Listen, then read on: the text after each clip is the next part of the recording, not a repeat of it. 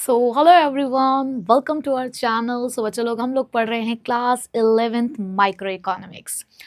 बच्चों, last class में हम लोगों ने यूनिट 1 को कंप्लीट किया, जो थी इंट्रोडक्शन टू माइक्रो इकोनॉमिक्स, जिसके अंदर हमने माइक्रो इकोनॉमिक्स के बहुत ही बेसिक कॉन्सेप्ट्स पढ़े, पीपीसी के बारे में समझा, इकोनॉमिक प्रॉब्लम के बारे में समझा। एंड आई होप कि आप लोगों को वो सारी चीज़ें एकदम क्लियर होंगी। ग्राफ का लॉजिक और उसको बनाने का तरीका आप सीख चुके होंगे। सारे इंपॉर्टेंट क्वेश्चंस आप लोगों ने कवर किए होंगे, और ही जो हमारे सारे नोट्स थे वन शॉट्स के, वो भी आप लोगों ने यहाँ पर नोट डाउन कर लिए होंगे। तो बच्चों चलिए आज स्टार्ट करेंगे हम लोग अपनी यूनिट 2, जिसका नाम है कंज्यूमर इक्विलिब्रियम एंड डिमांड। ये यूनिट दो पार्ट्स में डिवाइडेड है। एक पार्ट कंज्यूमर इक्विलिब्रियम है तो दूसरा पार्ट है डिमांड। आज हम सिर्फ कवर अप करेंगे पार्ट 1 इसका, यानी कि कंज्यूमर इक्विलिब्रियम। बहुत ही बढ़िया तरीके से हर चीज़ का लॉजिक समझेंगे, ग्राफ बनाना सीखेंगे, और वो ग्राफ को कैसे फ्रेम करना है, उसके पीछे का लॉजिक, वो सारी चीज़ें आज हम लोग यहाँ पर सीखने वाले हैं। तो चलिए लगा दीजिए अपनी परिणाम सीरीज़ की आज की अटेंडेंस, फिर स्टार्ट करते हैं अपना आज का बेहतरीन और बढ़िया वाला लेक्चर। सबसे पहले चैप्टर का नाम है और हमारे सबसे पहला टॉपिक भी यही है, कंज्यूमर इक्विलिब्रियम। बच्चे, इसके अंदर हम सबसे पहले इसके टाइटल को ही समझने की अगर कोशिश करें तो वहीं से हमें सब कुछ समझ में आ जाएगा कि आगे का जो चैप्टर है वो किस चीज़ के अराउंड यहाँ पर घूम रहा है ना। क्या बेसिक यहाँ पर थीम है इस चैप्टर की, वो हमें समझ में आ जाएगी। इक्विलिब्रियम का मतलब होता है द स्टेट ऑफ बैलेंस, यानी कि एक ऐसी पोजीशन जिस पे पहुंचने के बाद आपको कोई भी चेंज की जरूरत नहीं है, मतलब वहां से आप बदलना नहीं चाहते। जैसे कई बार क्या होता है ना कि हम मान लो अब मूवी देख कर आए कोई, है ना। अब जब हम कोई मूवी देख कर आए तो यार हमको लगता है कि ठीक है, हमने 500 रुपये मूवी देखने में खर्च किए, लेकिन मूवी देख के हमें बहुत मजा आया, मतलब हम अपने आप को फुल्ली सेटिस्फाइड समझ रहे हैं। हमने अपनी जेब से जितना पैसा यहाँ पर निकाला है किसी भी सामान को खर्च करने के लिए, उसे खर्च करके हमें मजा आया कि ठीक है यार, इतने पैसे खर्च हो भी गए तो कोई बात नहीं, मजा बहुत आया। कई बार फ्रेंड्स के साथ भी घूमने जाते हैं, उनको ट्रीट देते हैं, बर्थडे ट्रीट देते हैं, तो कोई बात नहीं, 3-4 हजार रुपए खर्च हो भी गए तो क्या हो गया, उस सामान को खरीद के, उस पूरी पार्टी को ऑर्गेनाइज करके हमको मजा आया। मतलब कि जितना हमारी जेब से पैसा निकल रहा है उस पैसे को खर्च करके हम फुल्ली सेटिस्फाइड है, और अब हमें और कुछ नहीं चाहिए। हम कहते हैं कि यार यही जो हुआ है ना, यही बेस्ट है। अब मान लो कि मुझे एक पेन खरीदना था, और उस पेन को खरीदने के लिए मैं अपनी जेब में 10 रुपए लेकर बाजार में निकली। अब जब मैं मार्केट में गई और मैं स्टेशनरी वाले भैया से जाके मैंने कहा कि भैया मुझे एक पेन दिखा दीजिए जिसकी कीमत 10 रुपए हो। क्यों? क्योंकि मैं तो अपनी जेब में 10 रुपए लेकर ही गई थी। तो उन्होंने मेरे सामने न जाने कितने सारे पेन रख दिए, और हर एक पेन की कीमत 10 रुपए ही है। बट जब मैंने उस पेन को उठाया, एक एक करके सभी पेन को उठाया और उनसे लिखना शुरू किया, मुझे चेक भी तो करना था ना कि यार कौन सा पेन बेहतरीन चलता है। तो मैंने यहाँ पर हर एक पेन से लिखना शुरू किया, और एक पेन मुझे बहुत ही लाजवाब लगा, जिसको लिखने में मुझे बहुत मजा आ रहा था। मुझे लग रहा था कि हाँ यार, इसकी तो 10 रुपए की वर्थ है। और एक पेन ऐसा था जो था तो 10 रुपए का ही, लेकिन जिसको लिखने में मजा नहीं आ रहा था, और मेरे मुंह से ये निकल रहा था कि ये पेन, ये तो 5 रुपए लायक भी नहीं है। मतलब कि खर्च तो मुझे उस पर भी 10 रुपए करने पड़ते, लेकिन उसको चलाकर मुझे बिल्कुल भी सेटिस्फैक्शन नहीं मिल रहा। मुझे एक दूसरे पेन पे सेटिस्फैक्शन मिला, जिसको चला के मुझे बहुत मजा आया। मुझे लगा कि हाँ यार, ये बहुत बेहतरीन तरीके से चल रहा है, और अब मुझे कुछ और नहीं चाहिए। जो मैंने यहाँ पर सामान ले लिया है, जो मैंने पेन चुन लिया है, बस अब मुझे यही चाहिए। तो यही तो है कंज्यूमर इक्विलिब्रियम। और ये कंज्यूमर इक्विलिब्रियम तुम अपनी डेली लाइफ में देखते हो। क्या मार्केट से सामान खरीद के नहीं आते? क्या तुम पैसे खर्च नहीं करते? क्या तुम्हें कभी ऐसा फील नहीं होता कि तुमने जो पैसा खर्च किया उसको खर्च करके तुम्हें लगता है कि आहा यार, हम तो फुल्ली सेटिस्फाइड है। तुमने यहाँ पर ऑनलाइन एक बर्गर ऑर्डर किया, और उस बर्गर को जब तुमने खाया तो खाने के बाद तुम्हें बहुत मजा आया, और तुमने कहा कि मजा आ गया, कोई बात नहीं यार, 100 रुपए का बर्गर खाया लेकिन मजा आ गया। तो बेटा यही होता है कंज्यूमर इक्विलिब्रियम। तो चलो जरा इकोनॉमिक्स की लैंग्वेज में समझते हैं कि कंज्यूमर इक्विलिब्रियम का मतलब क्या होता है। बेटा कंज्यूमर इक्विलिब्रियम का मतलब होता है कि जहां पर एक कंज्यूमर उस पोजीशन पर आ चुका है जहां उसको मिलता है मैक्सिमम सेटिस्फेक्शन। और वो सेटिस्फेक्शन कैसे मिलता है? With given income. अब गिवन इनकम का मतलब यहाँ पर ये नहीं है कि जितना पैसा भी वो कमा रहा है, कि कोई एक पर्सन अगर 1 लाख रुपए महीना कमा रहा है तो 1 लाख रुपए पूरे खर्च करके सेटिस्फेक्शन ले रहा है, नहीं। गिवन इनकम का मतलब ये है कि अगर आप किसी भी कमोडिटी को खरीदने के लिए निकले हैं तो उस कमोडिटी को खरीदने के लिए जो आपके पास इनकम है, जो आपकी जेब में पैसा है, हम उस इनकम की यहाँ पे बात कर रहे हैं, और वो इनकम हमने कांस्टेंट कर दी है, क्योंकि कांस्टेंट का मतलब यहाँ पर इकोनॉमिक्स में हम क्या लिखते हैं, गिवन। तो अपनी गिवन इनकम को खर्च करके एक प्राइस पर जब एक कंज्यूमर को मैक्सिमम सेटिस्फैक्शन मिलता है और अब उसकी कोई डिजायर नहीं है अपने कंजप्शन को चेंज करने की, तो उसे ही हम बोलते हैं कंज्यूमर इक्विलिब्रियम।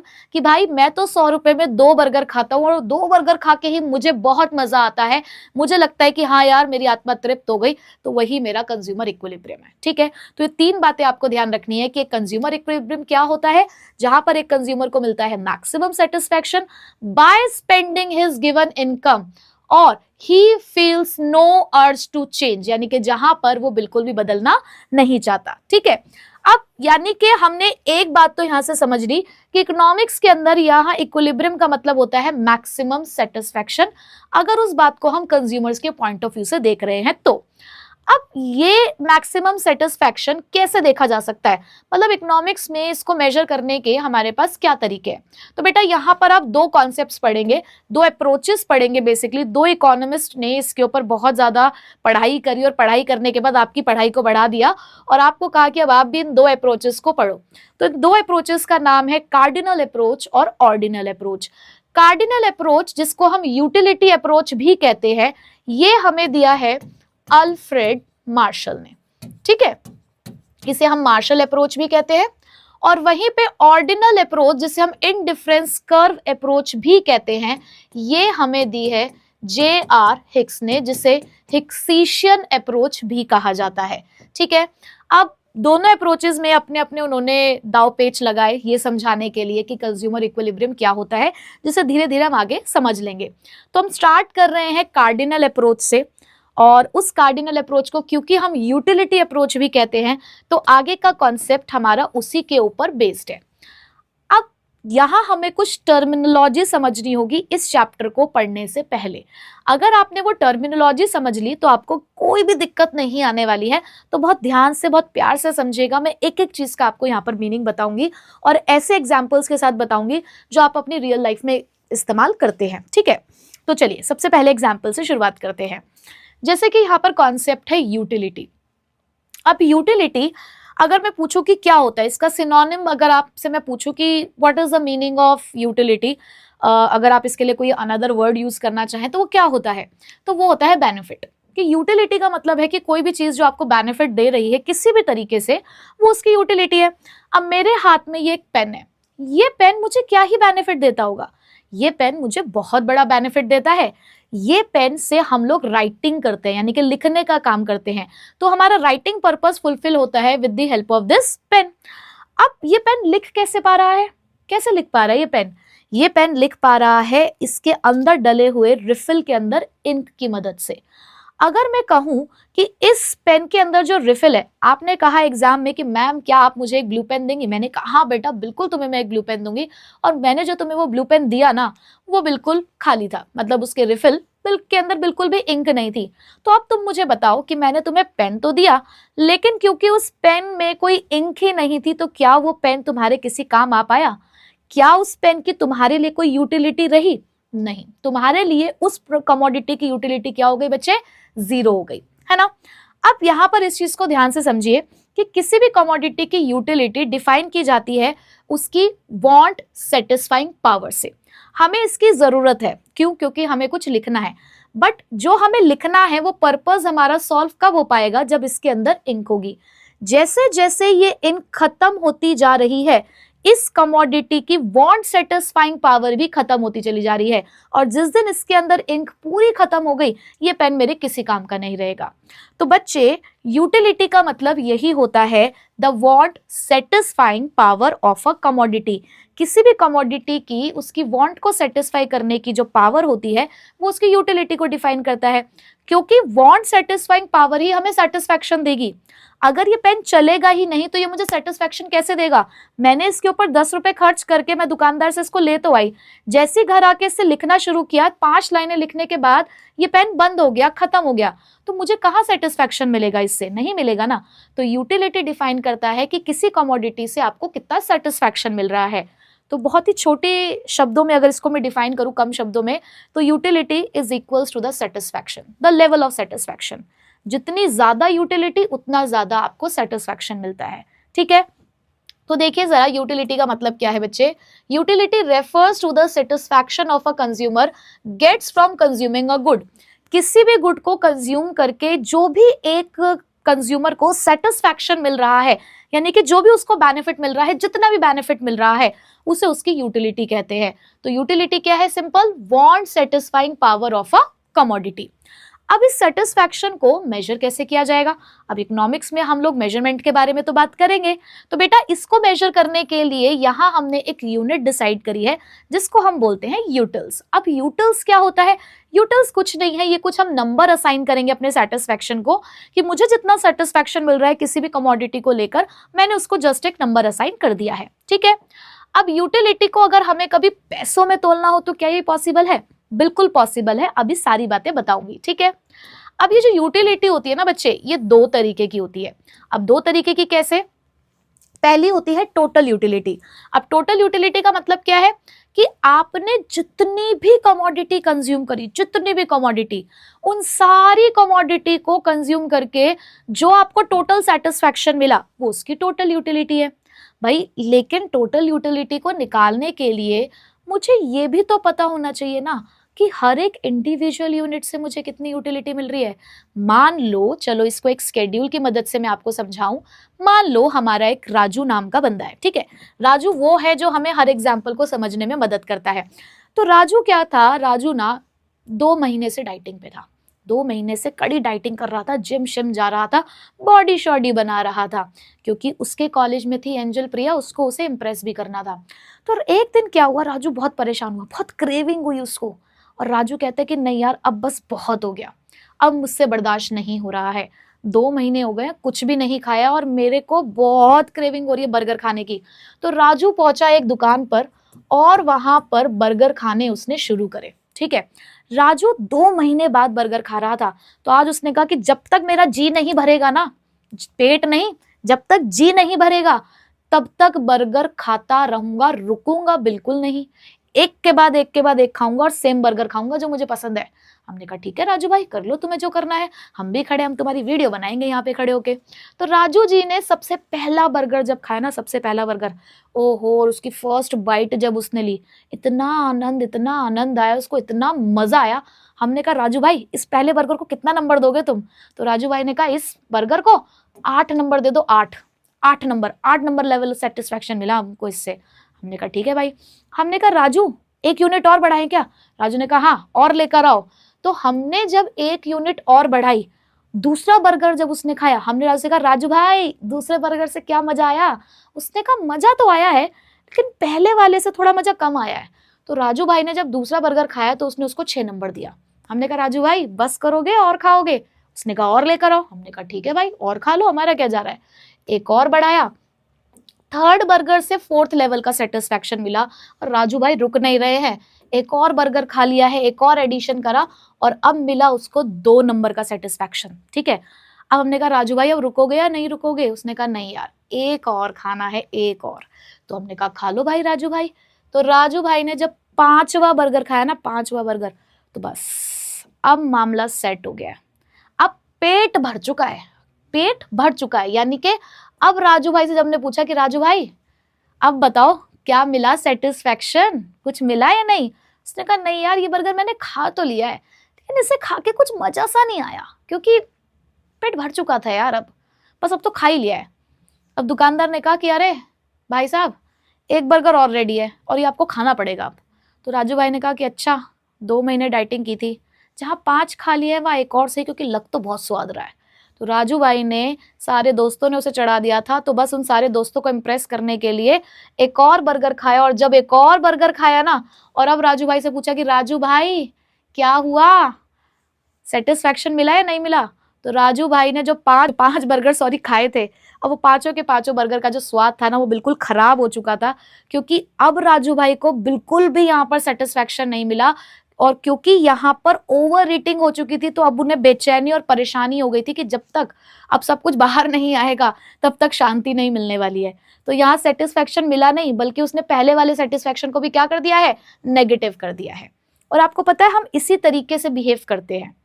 तो ये जो राजू भाई हर एक बढ़ती यूनिट के साथ, हर एक बढ़ते हुए बर्गर के साथ ये जो नंबर दे रहे थे ना बेटा, यही कहलाती है मार्जिनल यूटिलिटी। यानी कि जैसे जैसे आप एडिशनल यूनिट को कंज्यूम करते हो किसी भी कमोडिटी की, तो उस एडिशनल यूनिट से मिलने वाला जो आपका एडिशनल सेटिस्फैक्शन होता है वो आपकी मार्जिनल यूटिलिटी कहलाता है। क्योंकि मार्जिनल का मतलब मैंने आपको लास्ट क्लास में ही बताया था कि मार्जिनल का मतलब क्या होता है, एडिशन। तो मार्जिनल यूटिलिटी का मतलब होता है द यूटिलिटी, ध्यान से सुनिएगा, the utility which is derived from consuming an additional unit of a commodity. जब आप किसी भी कमोडिटी की एक एक्स्ट्रा यूनिट कंज्यूम करते हैं तो हर एक एक्स्ट्रा यूनिट से मिलने वाला जो सेटिस्फैक्शन है वही मार्जिनल यूनिट कहलाता है। ठीक है, यानी कि एक्स्ट्रा यूनिट, एक्स्ट्रा सेटिस्फैक्शन। अब हमने इसको कैलकुलेट क्यों किया, क्योंकि इसी मार्जिनल यूटिलिटी की मदद से आपको टोटल यूटिलिटी मिलती है। क्योंकि टोटल यूटिलिटी का मतलब क्या है कि जितने भी आपने यूनिट्स कंज्यूम करी, जैसे कि राजू भाई ने 6 यूनिट कंज्यूम करी, तो 6 की 6 यूनिट को कंज्यूम करके राजू भाई को टोटल कितना सेटिस्फैक्शन मिला हमें तो वो बताना था। अब वो कैसे कैलकुलेट होगा, अब देखो पहले लेवल पे तो, पहले बर्गर पे तो टोटल यूटिलिटी जितनी उतनी मार्जिनल यूटिलिटी, लेकिन जब सेकंड बर्गर खाया तो सेकंड बर्गर खाने का मतलब था कि पहले से 8 लेवल का सेटिस्फैक्शन मिल चुका है, 8 नंबर की तो यूटिलिटी मिल गई है, अब उसमें 6 और ऐड हो गए तो 14 हो गया। अब 14 के बाद फिर से 4 यूटिल्स मिले तो 18 हो गया, फिर 18 के बाद 2 और मिले तो बच्चे 20 हो गया। अब 20 के बाद जब 5th बर्गर खाया था ना, तो 5th बर्गर से किसी भी तरीके का सेटिस्फैक्शन नहीं मिला था, तो हमारी टोटल यूटिलिटी उतनी ही रही। बट जब 6th बर्गर खाया तो हमारी तो यूटिलिटी यहाँ पर कम हो गई, माइनस में चली गई थी, तो वहां हमारा जो लेवल ऑफ सेटिस्फैक्शन था टोटल वो कितना आया, 18। तो 6 बर्गर को कंज्यूम करके हमारे राजू को 18 यूटिल्स के बराबर सेटिस्फैक्शन मिला। तो बच्चे टोटल यूटिलिटी यहां से आपको क्या समझ में आई कि टोटल यूटिलिटी क्या होती है। टोटल यूटिलिटी का मतलब होता है जो टोटल सेटिस्फैक्शन एक कंज्यूमर को मिल रहा है डिफरेंट यूनिट्स को कंज्यूम करके। ठीक है, और इसे कैसे निकाल रहे हो आप, सारी की सारी मार्जिनल यूटिलिटी को प्लस करके।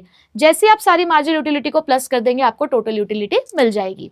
बट वहीं पे मार्जिनल यूटिलिटी क्या होता है, ये एडिशनल सेटिस्फैक्शन है कि जब आप किसी भी कमोडिटी की एक और यूनिट को कंज्यूम करते हो तो हर यूनिट से मिलने वाला सेटिस्फैक्शन क्या है आपका, उसकी मार्जिनल यूटिलिटी है। ठीक है बच्चों, चलो आई होप ये बात आपको समझ में आ गई होगी।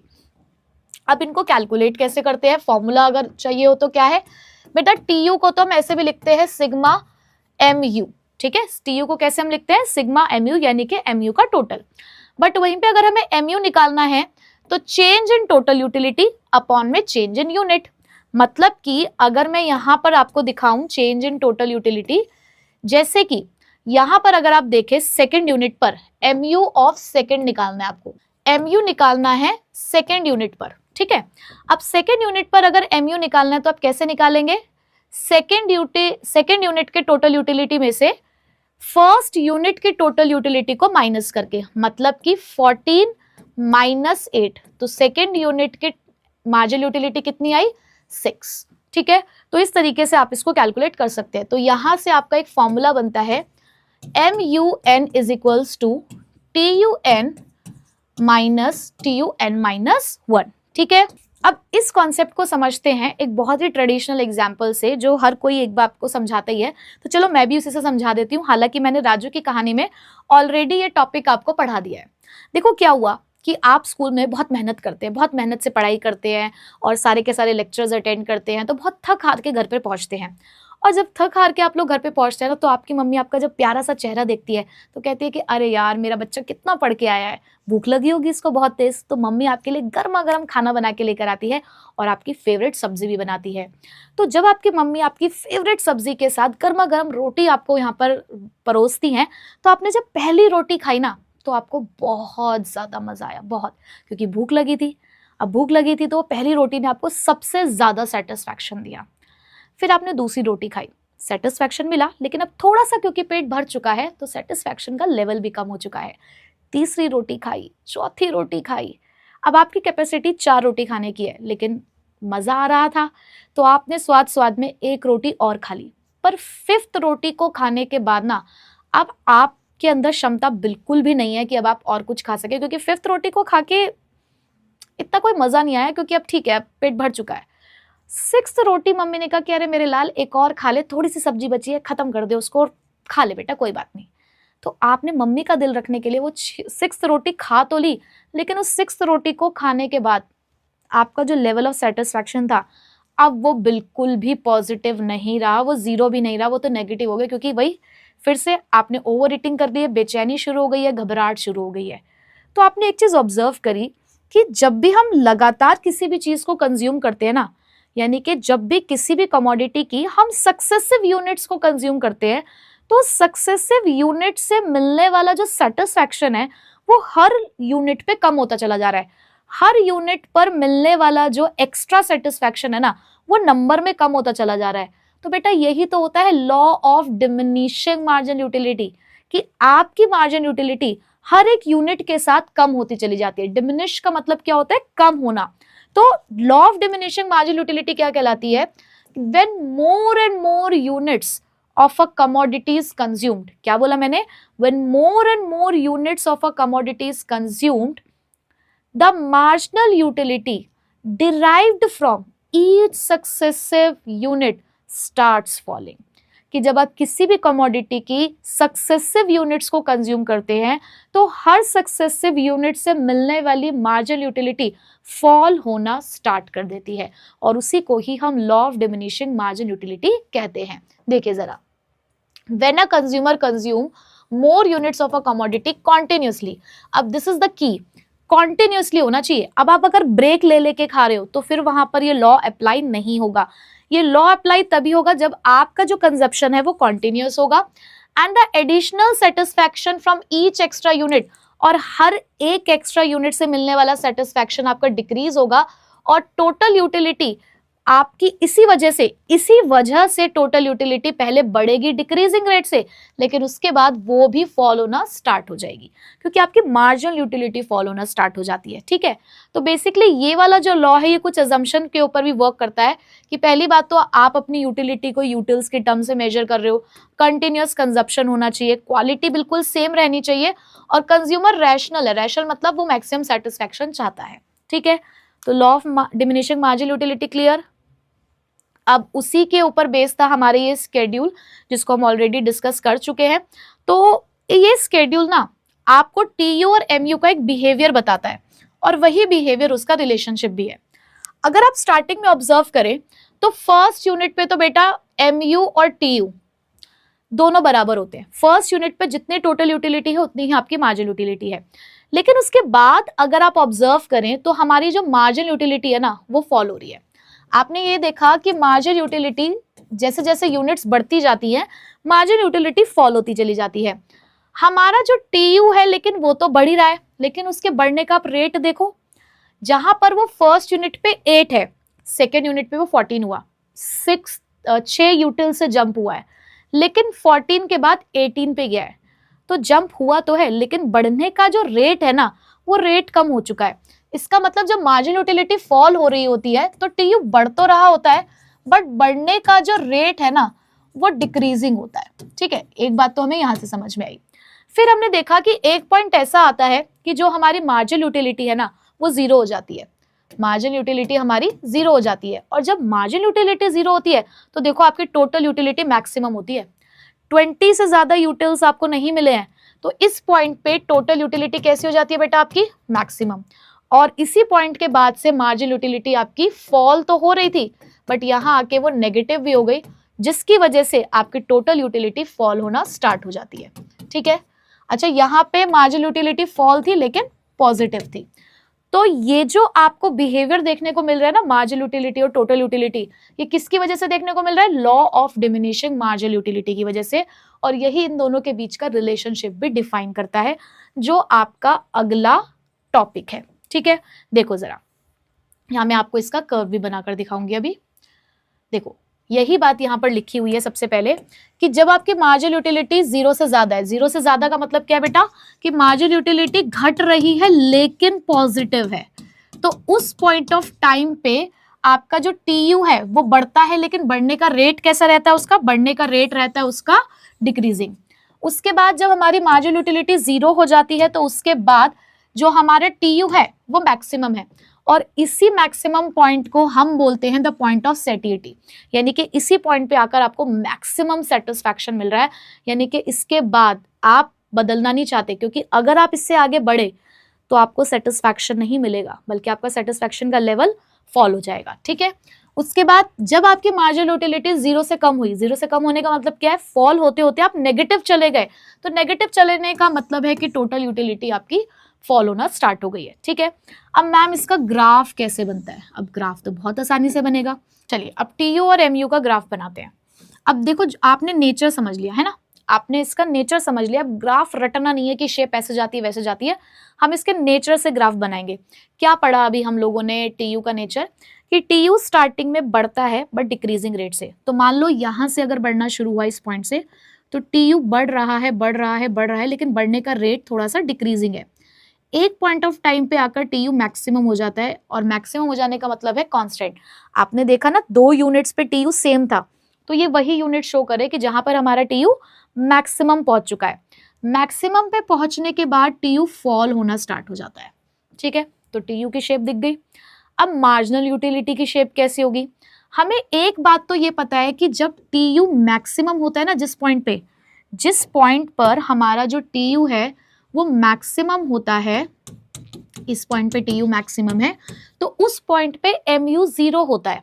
तो यहीं से आपने एक परपेंडिकुलर ड्रॉप किया, यहीं से ड्रॉप किया एक परपेंडिकुलर, यानी कि इस पॉइंट पे आपका एमयू क्या है बेटा, इस पॉइंट पे एमयू 0 है।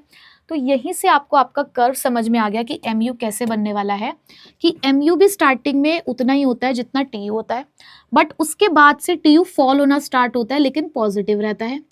जहां टीयू मैक्सिमम हुआ, एमयू हमारा 0 हो गया, और 0 होने के तुरंत बाद आपका एमयू क्या हो जाता है, नेगेटिव। तो ये देखिए ग्राफ आपका ड्रॉ हो चुका है। आपको नेचर पता होना चाहिए इकोनॉमिक्स के अंदर कि उसका नेचर क्या है, उस कॉन्सेप्ट का बिहेवियर कैसा है। ग्राफ बनाना कोई बहुत बड़ी बात नहीं है।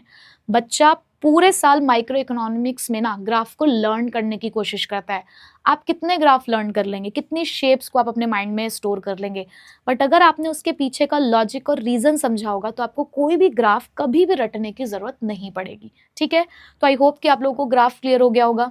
ठीक है, चलो अब यहां से हम लोग स्टार्ट करते हैं कार्डिनल अप्रोच को पढ़ना।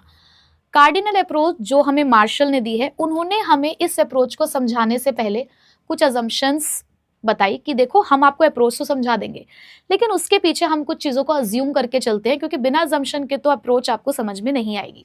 तो क्या है आपकी अजम्पशन, कंज्यूमर रैशनल होगा कि उसका टारगेट है वो क्या है, मैक्सिमम सेटिस्फैक्शन लेना। यूटिलिटी कार्डिनली हम लोग यहाँ मेजर करेंगे, कार्डिनली मतलब नंबर्स की फॉर्म में हम लोग यहाँ मेजर करेंगे।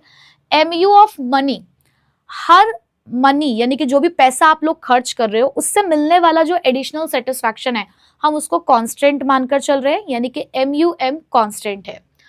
DMU अप्लाइज, यानी कि डिमिनिशिंग मार्जिन यूटिलिटी यहां पर भी अप्लाई होगा, और गुड्स की जो प्राइस है हम ये मानकर चल रहे हैं कि कांस्टेंट है, यानी कि हर यूनिट के साथ साथ वो बदल नहीं रही है। ठीक है, अब ये जो यूटिलिटी है ये हमें समझाई गई है 2 हिस्सों में बांटकर, कि या तो कंज्यूमर सिर्फ एक कमोडिटी को कंज्यूम करता है या एक कंज्यूमर 2 कमोडिटी को कंज्यूम करता है।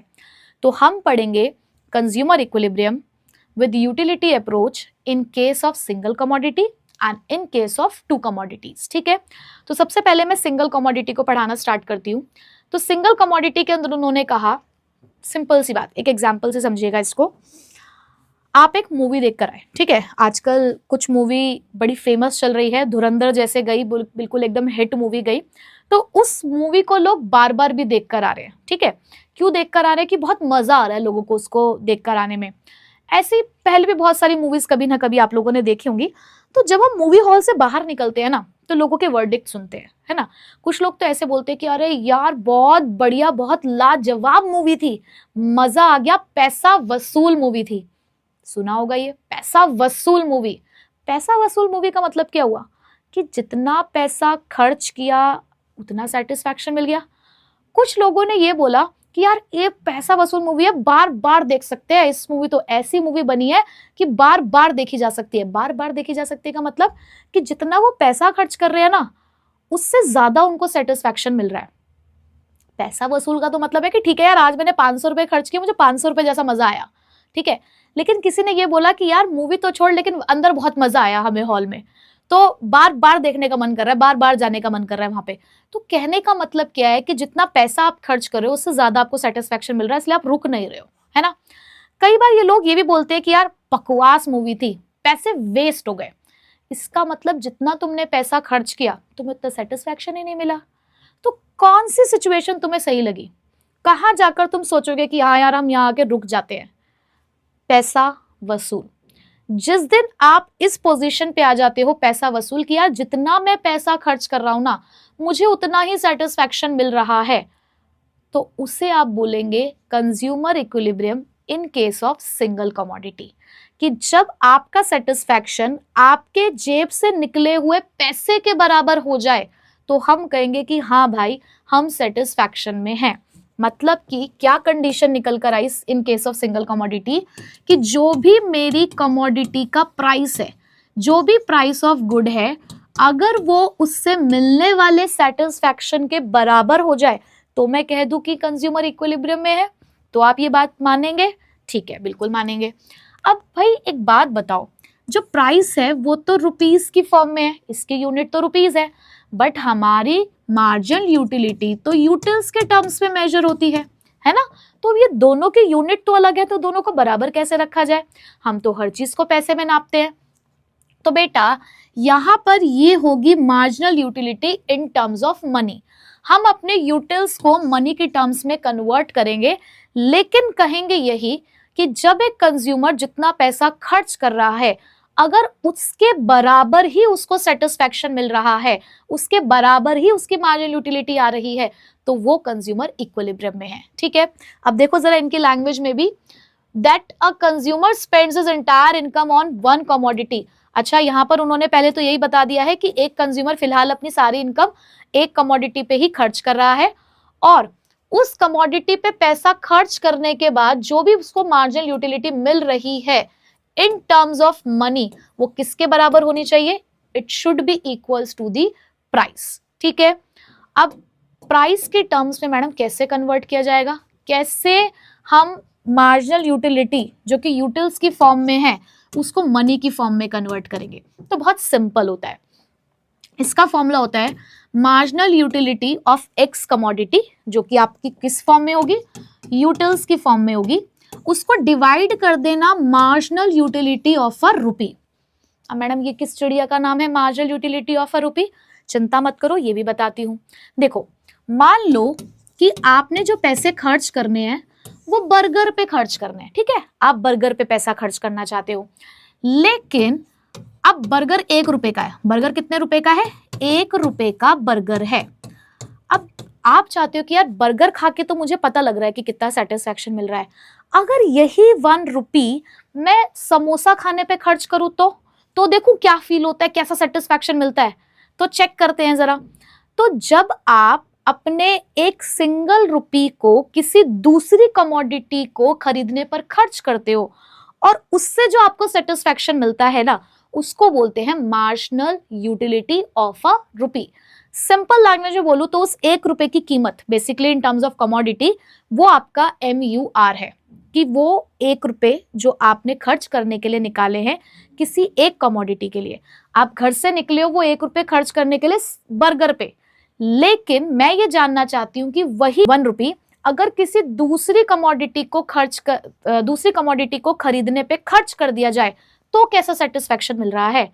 तो उस 1 रुपए की क्या कीमत है तो उसे बोलेंगे मार्जिनल यूटिलिटी ऑफ अ रुपी। ठीक है, तो जब आप अपने marginal utility of x commodity को MUR से डिवाइड कर देंगे तो आपको आपकी utility in terms of money पता चल जाएगी।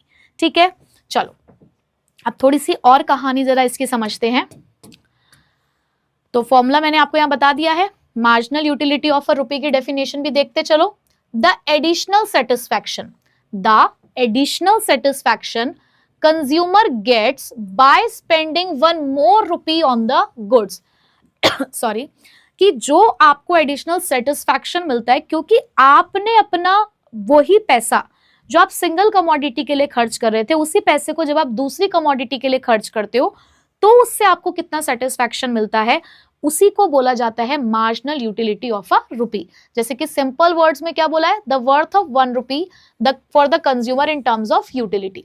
किसी 1 रुपए की कीमत यूटिलिटी के टर्म्स में जब हम जानने की कोशिश कर रहे हैं तो वही MUR कहलाता है, यानी कि मार्जिनल यूटिलिटी ऑफ अ रुपी। ठीक है, चलो अब हमारी इक्विलिब्रियम की कंडीशन क्या है फिर, अभी मैंने आपको बताया Px is equals to MUM, यानी कि price of commodity X should be equal to the marginal utility of money. ठीक है जी, चलो अब आगे बढ़े नेक्स्ट। अब ये कंडीशन आपकी कैसे फुलफिल होती है जरा इसको समझते हैं। ये देखिए, ये हमारे राजू की वही यूनिट्स है जो उसने अभी बर्गर को खाने के लिए यहाँ पर उसको सेटिस्फैक्शन मिला, ये वही है। 6 यूनिट खाई थी, 6 की 6 यूनिट की कंडीशन आपको सामने दिख रही है। MUX आपको दिख रहा है, वो हमें नंबर बताता जा रहा था, हम लिखते जा रहे थे, बताता जा रहा था, हम लिखते जा रहे थे। लेकिन ये सारा सेटिस्फैक्शन अब तक किस फॉर्म में था, यूटिल्स की फॉर्म में था। अब हमने इसको मनी की फॉर्म में कन्वर्ट किया। हमने कहा कि मान लो MUR, ये हम अपनी तरफ से अज्यूम कर सकते हैं, MUR हमारा 2 है ना, कि अगर हम वही पैसा जो हम बर्गर को खरीदने पे खर्च कर रहे हैं अगर हम उसको समोसे पे खर्च करेंगे तो हमें MUR है ना 2 यूटिल्स के बराबर। तो हमने क्या किया, इन सभी को 2 से डिवाइड कर दिया, इन सभी को 2 से डिवाइड कर दिया।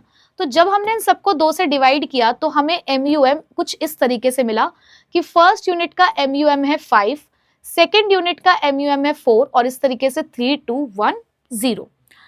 अब हमारे बर्गर की कीमत यहाँ कितने की थी, हमारे पास यहाँ बर्गर की कीमत है 3 रुपए, 3 रुपए है। अब चाहे 1 यूनिट लो, 2 यूनिट लो, 3 यूनिट लो, 4 यूनिट लो, 5 यूनिट लो, बर्गर की कीमत 3 रुपए ही रहेगी। अब मैंने कहा कि राजू कब राजू को मैक्सिमम सेटिस्फैक्शन मिलेगा, यानी कि जब उसके वो 3 रुपए वसूल हो जाएंगे, जब उसका सेटिस्फैक्शन 3 रुपए के बराबर आ जाएगा। तो अब आप लोग खुद यहाँ पर कंपेयर करो सिर्फ इन दोनों को देखकर कि कहां पर राजू को मैक्सिमम सेटिस्फैक्शन मिल रहा है। यहां राजू ने 3 रुपए खर्च किए पर उसको सेटिस्फैक्शन 5 रुपए के बराबर मिला, तो क्या वो रुकेगा? नहीं भाई, वो तो कंज्यूम करेगा। जब आपको बेनिफिट मिल रहा है तो आप क्यों रुकोगे, आप उस चीज को कंज्यूम करोगे ना, आप नहीं रुकोगे। उसके बाद उसने 3 रुपए खर्च किए, सेटिस्फैक्शन 4 के बराबर मिला, भाई यहां पर भी नहीं रुकने वाला है राजू। अब उसने 3 रुपए खर्च किए, सेटिस्फैक्शन भी 3 के बराबर मिला, तो राजू रुक जाएगा क्या? नहीं, राजू ने कहा अभी भी बराबर में तो आ रहा है, और कंजप्शन करके देखते हैं। बट जब और कंजप्शन किया तो 3 रुपए खर्च करके सिर्फ 2 का सेटिस्फैक्शन मिला, 3 खर्च करके 1 का सेटिस्फैक्शन मिला, फिर 3 खर्च करके 0 का सेटिस्फैक्शन मिला। तो जब राजू ने इसके आगे बढ़ने की कोशिश करी तो वो लॉस में चला गया। लेकिन अगर इस पॉइंट से ऊपर की बात करूं तो यहाँ कंज्यूमर सरप्लस, यानी कि वो फायदे में था। और फायदे में ना हम लालची लोग कभी भी रुकते नहीं है, हम तो तब तक कंजप्शन करते रहेंगे जब तक हमें फायदा होता रहेगा।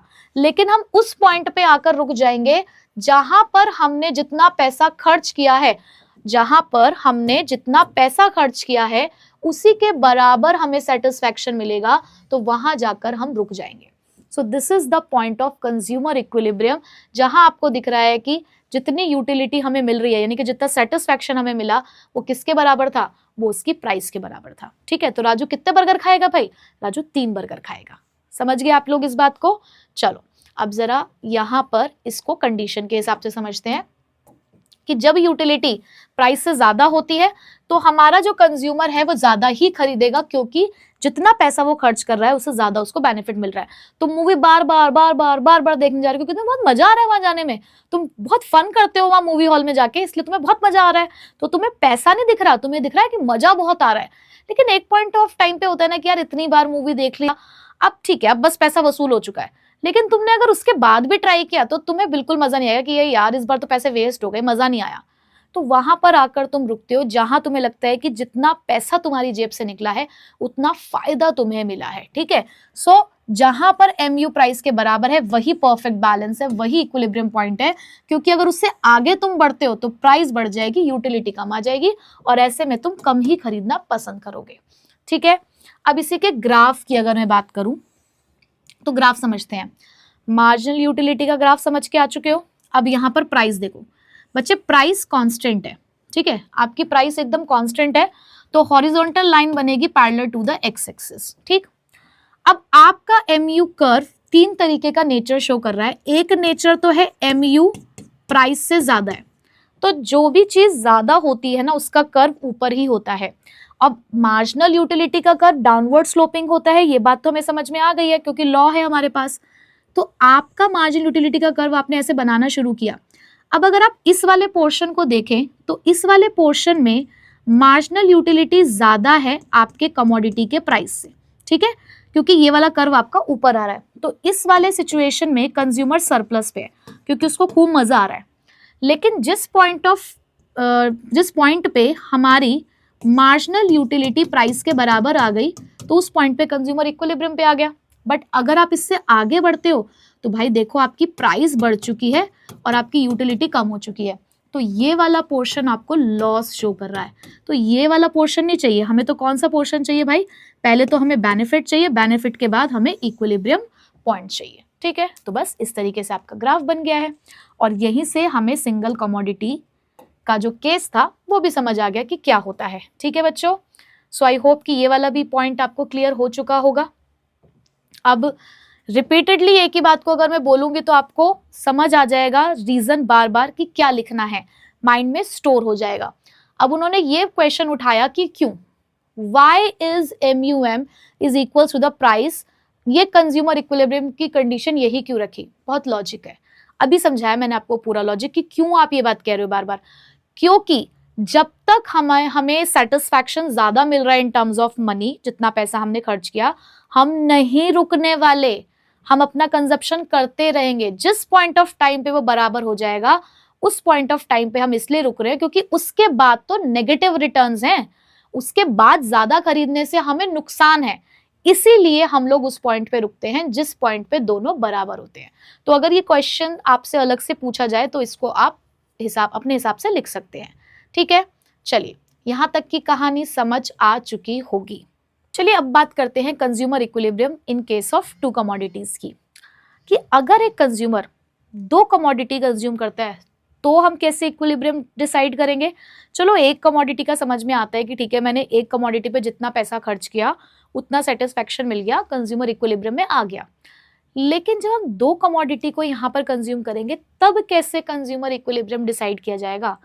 क्या कंज्यूमर इक्विलिब्रियम की डेफिनेशन में कोई चेंज आएगा? नहीं, डेफिनेशन में तो ऐसा सच कोई चेंज नहीं आएगा, कंडीशन बदलेगी, बेसिक प्रिंसिपल बदलेगा। तो यहाँ पर हमने इसका एक जुगाड़ निकाला कि अगर 2 कमोडिटी कंज्यूम की जाए तो क्या कंज्यूमर इक्विलिब्रियम की कंडीशन में चेंजेस आएंगे। तो उसके लिए उन्होंने बोला कि यहाँ अप्लाई होगा एक लॉ, और उस लॉ का नाम है the law of equi marginal utility. Equi मतलब बेटा इक्वल, कि मान लो हमारा राजू, वही ये तो समोसा और बर्गर ही खाता रह जाएगा, हमारा राजू समोसा भी खाता है, हमारा राजू बर्गर भी खाता है, ठीक है, दोनों पे 10-10 रुपए खर्च करता है।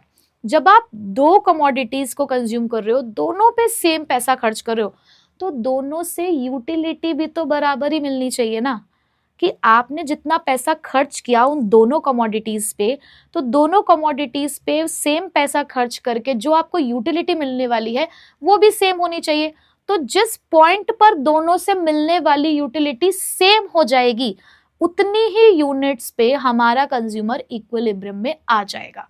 अब इस बात को समझाने के लिए मैं आपको सबसे पहले यहाँ कंडीशन भी बात की बात है, एक यहाँ पर आपको स्केड्यूल की मदद से समझाने की कोशिश करती हूँ, ठीक है। चलो देखो जरा, मान लो कि किसी पर्सन के जेब में 7 रुपए है, 7 रुपए लेकर वो निकला, और 7 रुपए लेकर निकला है क्यों?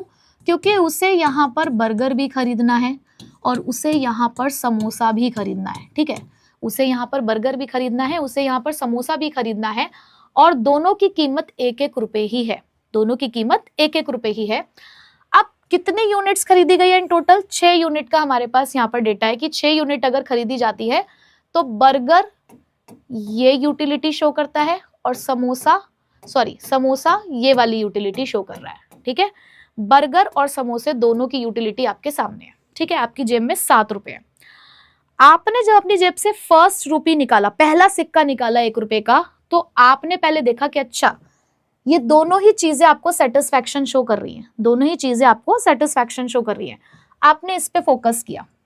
किस पे फोकस करना है बच्चे? आपने फोकस करना है इस पे, ठीक है। हालांकि आपको कुछ डिफरेंस नहीं नजर आ रहा होगा MUX और इसमें या MUY और उसमें, बट फिर भी अभी आपको जो मैं कह रही हूँ सिर्फ उतनी बात को समझिए कि आपने फोकस सिर्फ इन दोनों पे करना है। फर्स्ट रुपी आपकी जेब में है, आपको ये सेटिस्फैक्शन शो कर रहा है। तो एक बात बताओ, बर्गर से पहली यूनिट पर 10 रुपए का सेटिस्फैक्शन मिल रहा है, 10 मान लो 10 लेवल का सेटिस्फैक्शन मिल रहा है। वहीं पर समोसे से 20 कहाँ खर्च करोगे अपना पहला रुपी? जिससे ज्यादा सेटिस्फैक्शन मिल रहा है। तो आपने अपना फर्स्ट रुपी स्पेंड किया यहाँ पे, ठीक। फिर आपने अपना दूसरा 1 का सिक्का निकाला। अब जब दूसरा 1 का सिक्का निकाला सेकेंड यूनिट को खरीदने के लिए, तो देखा कि बर्गर की सेकेंड यूनिट पे 9 और समोसे की सेकेंड यूनिट पे 18। तो अब आप अपना सेकेंड रुपी कहाँ खर्च करेंगे? आप अपना सेकेंड रुपी फिर से यहाँ पे खर्च करेंगे, ठीक है। आप थर्ड रुपी निकाला थर्ड यूनिट को खरीदने के लिए, फिर से कंपेयर किया, यहाँ 8 है वहाँ 16, तो भाई थर्ड यूनिट के लिए तीसरा सिक्का यहाँ पे खर्च हो गया। फोर्थ रुपी निकाला, फिर कंपेयर किया, फिर देखा कि अरे यार यहीं पे ज्यादा आ रहा है। सेम प्रोसेस करी, फिफ्थ निकाला, फिफ्थ सिक्का फिफ्थ यूनिट को खरीदने के लिए, तो अब यहाँ पर भी देखा कि यहीं ज्यादा है। सिक्स्थ रुपी निकाला, 6 रुपी जब निकाला फिर से कंपेयर किया, तो भाई देखो फिर से अब यहाँ पर इसी का लेवल ऑफ सेटिस्फैक्शन ज्यादा निकल रहा है। 6 रुपए खर्च कर चुके हो और आपने समोसे की 6 यूनिट खरीद ली है। अब जब आपने 7th रुपी निकाला खर्च करने के लिए, तो 7th रुपी निकालने के बाद आपने ये देखा कि अब वहां की यूनिट तो खत्म हो गई, 6 ही यूनिट थी आपके पास, 6 के 6 से आपने समोसा ले लिया क्योंकि समोसे से ही आपको ज्यादा सेटिस्फैक्शन मिल रहा था। बट आपको तो अपनी एंटायर इनकम खर्च करनी होती है। हमारी डेफिनेशन क्या कहती है कि आपको एंटायर इनकम अपनी स्पेंड करनी है जो गिवन है।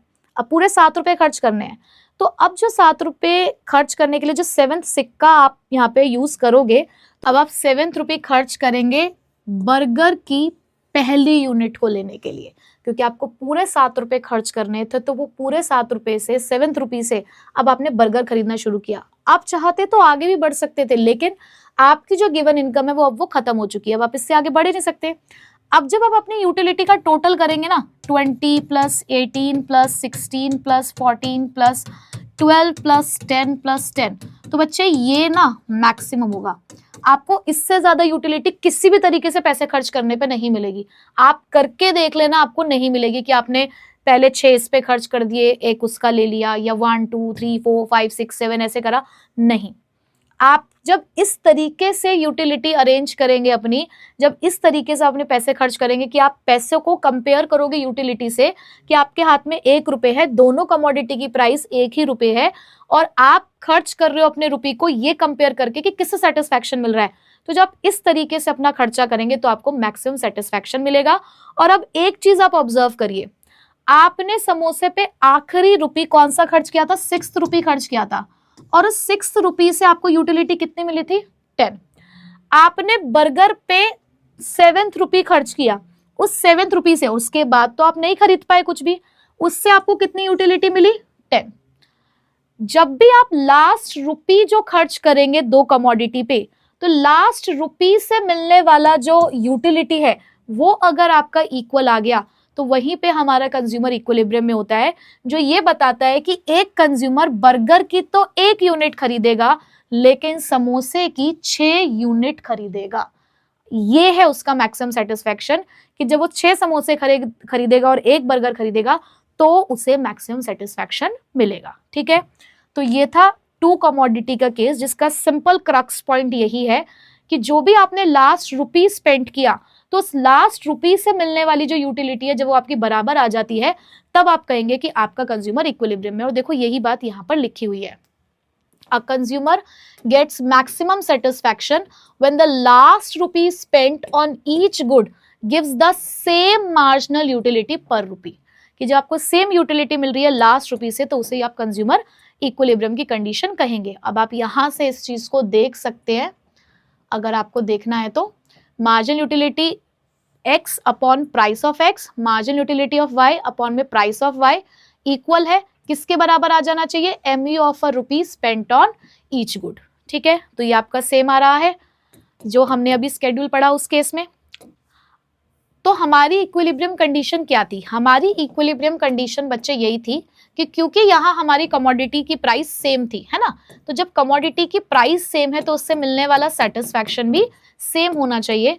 तो ये हमारी कंडीशन आती है कि जब MU x upon P X बन जाए equal MU of y upon P Y के, तो हमारा कंज्यूमर इक्विलिब्रियम में होता है। बट ये हमारी पहली कंडीशन है। दूसरी कंडीशन क्या है कि जो भी आपने खर्चा किया है ना दोनों गुड्स पे, that should be equal to the money income, वो आपकी मनी इनकम के बराबर होना चाहिए। ठीक है, जो भी आपने यहाँ पर एक्सपेंडिचर किया है दोनों गुड्स पे, आपने 7 रुपए खर्च किए थे, है ना, 7 रुपए का ही खर्चा हुआ था, वो 7 रुपए किसके बराबर है, जितना पैसा आपको हमने दिया था खर्च करने के लिए, आपकी मनी इनकम जो थी उसी के बराबर तो आया है वो। तो आपका MU ऑफ अ रुपी जो भी आप अपने गुड पे खर्च कर रहे हो वो इसके बराबर होना चाहिए। ठीक है, और यहाँ पर भी आपका MU यहाँ पर भी अप्लाई होता है। अब ये तो था कि चलो ठीक है दोनों बराबर आ गए, पर ऐसा यहाँ पर भी क्यों, मान लो कि मार्जिनल यूटिलिटी x से ज्यादा मिल रही है और y से अगर हमें कम मिल रही है तो क्या होगा, तो आप x की यूनिट को ज्यादा खरीदोगे, y की यूनिट को कम खरीदोगे, है ना भाई। अगर आपको ये सिचुएशन दिखती है कि जो भी लास्ट रुपया आपने x पे खर्च किया है वो आपको ज्यादा बेनिफिट दे रहा है, तो ऐसे में कंडीशन क्या होगी कि आप x की यूनिट को ज्यादा खरीद रहे हो और y की यूनिट को कम खरीदोगे, तो ऐसे में यहाँ डिस्टर्बेंस होगी, और यहाँ की डिस्टर्बेंस तब तक चलती रहेगी जब तक इक्वालिटी नहीं आती। और क्या होता है ना कि जब आप किसी भी कमोडिटी को, फिर से वही बात की, जब आप उसके सक्सेसिव यूनिट को कंज्यूम करते रहते हो तो उससे मिलने वाला सेटिस्फेक्शन क्या होता है, कम हो जाएगा। जैसे राजू ने बहुत सारे समोसे खा लिए थे, बर्गर कम खा रहा था, अगर वो इस चीज को कंटिन्यू करेगा तो एक पॉइंट ऑफ टाइम पे उसको समोसे से सेटिस्फेक्शन नहीं मिलेगा, वो सेटिस्फेक्शन फिर उसे किससे मिलना शुरू हो जाएगा, बर्गर से। तो उसका जो पैसा है फिर वो बर्गर पे शिफ्ट होना शुरू हो जाएगा। तो ये तब तक चलता रहेगा जब तक इक्वालिटी नहीं आ जाती, भले ही आपको x से ज्यादा यूटिलिटी मिल रही हो। तो रिवर्स की बात करूं कि मान लो y से अब यही यूटिलिटी ज्यादा मिल रही है, तो सेम सिचुएशन है। अब आपने जो भी पैसा खर्च किया, अगर आपको y से वो बेनिफिट ज्यादा मिल रहा है तो आप y की यूनिट को बढ़ा दोगे, x की कम कर दोगे। बट ये कब तक चलता रहेगा, फिर से वही बात, जब तक इक्वालिटी नहीं आ जाती। तो अगर मैं इसको थोड़ा सा सम अप करूं एक टेबल की फॉर्म में, तो मान लो ऐसा कब हो सकता है, मार्केट चेंज हुई, प्राइस कम हो गई, जिसकी प्राइस कम होगी हम उसकी ज्यादा यूनिटी खरीदना पसंद करते हैं। तो अगर x की प्राइस कम हुई तो आपको x से यूटिलिटी ज्यादा मिलेगी, है ना। जब x से यूटिलिटी ज्यादा मिलेगी तो कंज्यूमर का क्या रिएक्शन रहेगा, x की यूनिट को ज्यादा खरीदेगा, y की यूनिट को कम खरीदेगा। यही मार्केट चेंज हुई कि भाई x की प्राइस बढ़ गई, तो जब x की प्राइस बढ़ेगी तो आप x की यूनिट को कम खरीदोगे, y की यूनिट को ज्यादा खरीदोगे, क्योंकि यहाँ यूटिलिटी शिफ्ट हो जाएगी। अब वही y से वर्सा आपके y के साथ भी चलेगा कि अगर y की प्राइस बढ़ गई तो आप y की यूनिट्स को कम खरीदोगे, y की प्राइस घट गई तो आप y की यूनिट्स को ज्यादा खरीदना शुरू कर दोगे। तो ये तो बहुत सिंपल और लॉजिकल चीज है। तो इसीलिए यहाँ पर ये समझाया जाता है कि जब दोनों की यूटिलिटी बराबर आ जाएगी लास्ट रुपी स्पेंड पे, तो उसी पर ही कंज्यूमर क्या कहलाएगा, इक्विलिब्रियम में कहलाएगा। ठीक है भाई, तो ये बात समझ आ गई होगी आप सभी लोगों को। तो यहां तक हम लोगों ने कंप्लीट किया अपनी कार्डिनल अप्रोच। चलिए बच्चों, अब स्टार्ट करते हैं अपनी next approach which is ordinal approach, जिसे दिया है J.R. हिक्स ने। अब अल्फ्रेड मार्शल ने जो अपनी यूटिलिटी अप्रोच हमें समझाई, तो उन्होंने वहां पर यूटिलिटी यानी कि सेटिस्फैक्शन को इन टर्म्स ऑफ नंबर यहाँ पर अरेंज किया, या मैं कहूँ कि इन टर्म्स ऑफ नंबर उन्होंने उस चीज़ को समझाने की कोशिश करी। But JR. हिक्स ने अपनी ऑर्डिनल अप्रोच के अंदर इस चीज़ को पूरी तरीके से अवॉइड किया। उसके नाम में ही, उनके अप्रोच के नाम में ही है ऑर्डिनल, यानी कि ऑर्डर। तो ऑर्डर से मतलब है कि यहाँ आप अपनी जो भी प्रेफरेंसेस है उसे रैंक करोगे। तो देखिए क्या बताया गया है, the ordinal approach explain the consumer behaviour by assuming that utility cannot be measured in numbers. तो जे.आर. हिक्स ने जब अपनी अप्रोच को समझाना शुरू किया तो उन्होंने सबसे पहली बात तो यही बोली कि यूटिलिटी को किसी भी तरीके से नंबर्स में अरेंज नहीं किया जा सकता है, but consumers can compare and rank their preferences. तो वहां पर एक लॉजिकल बात बोली उन्होंने कि कंज्यूमर्स अपने जो भी उनके प्रेफरेंसेस है वो उनको कंपेयर कर सकते हैं, उनको रैंक कर सकते हैं। इस तरीके से यूटिलिटी को नंबर्स में कैलकुलेट करना ये किसी भी तरीके से एक लॉजिकल अप्रोच नहीं है। So this approach is based on indifference curve. तो इस चीज को समझाने के लिए वो एक कॉन्सेप्ट लेकर आए, इंडिफरेंस कर्व। इंडिफरेंस यानी कि कुछ ऐसे कर्व्स हैं जहां पर कुछ आप यहाँ पे कॉम्बिनेशंस देखोगे जिसमें कोई डिफरेंस नहीं होगा। And it was given by JR. Hicks, और इसे हमें किसने दिया है, जे.आर. हिक्स ने दिया है। And according to this approach, a consumer is in equilibrium when he reaches the highest possible indifference curve within his budget. और यहाँ पे अब जब भी कंज्यूमर इक्विलिब्रियम के बारे में पढ़ोगे तो उन्होंने बोला कि एक कंज्यूमर उस पॉइंट पे इक्विलिब्रियम में होगा जब वो हाईएस्ट इंडिफरेंस कर्व पर पहुंच जाएगा, बट वो हाईएस्ट इंडिफरेंस कर्व उसके बजट में होना चाहिए। क्योंकि चाहे आप ऑर्डिनल अप्रोच से कंज्यूमर इक्विलिब्रियम पढ़ रहे हो या आप कार्डिनल अप्रोच से पढ़ रहे हो, दोनों ही अप्रोचेस में कंज्यूमर इक्विलिब्रियम के अंदर जब हम उसकी डेफिनेशन को पढ़ते हैं तो एक बात बहुत क्लियरली बताई गई है, by spending his given income, कि आपकी गिवन इनकम को पूरी तरीके से खर्च कर कर आपको मैक्सिमम सेटिस्फैक्शन चाहिए और आप उस इनकम को चेंज नहीं कर रहे हैं, मतलब आपको अपने बजट में रहकर सेटिस्फैक्शन लेना है।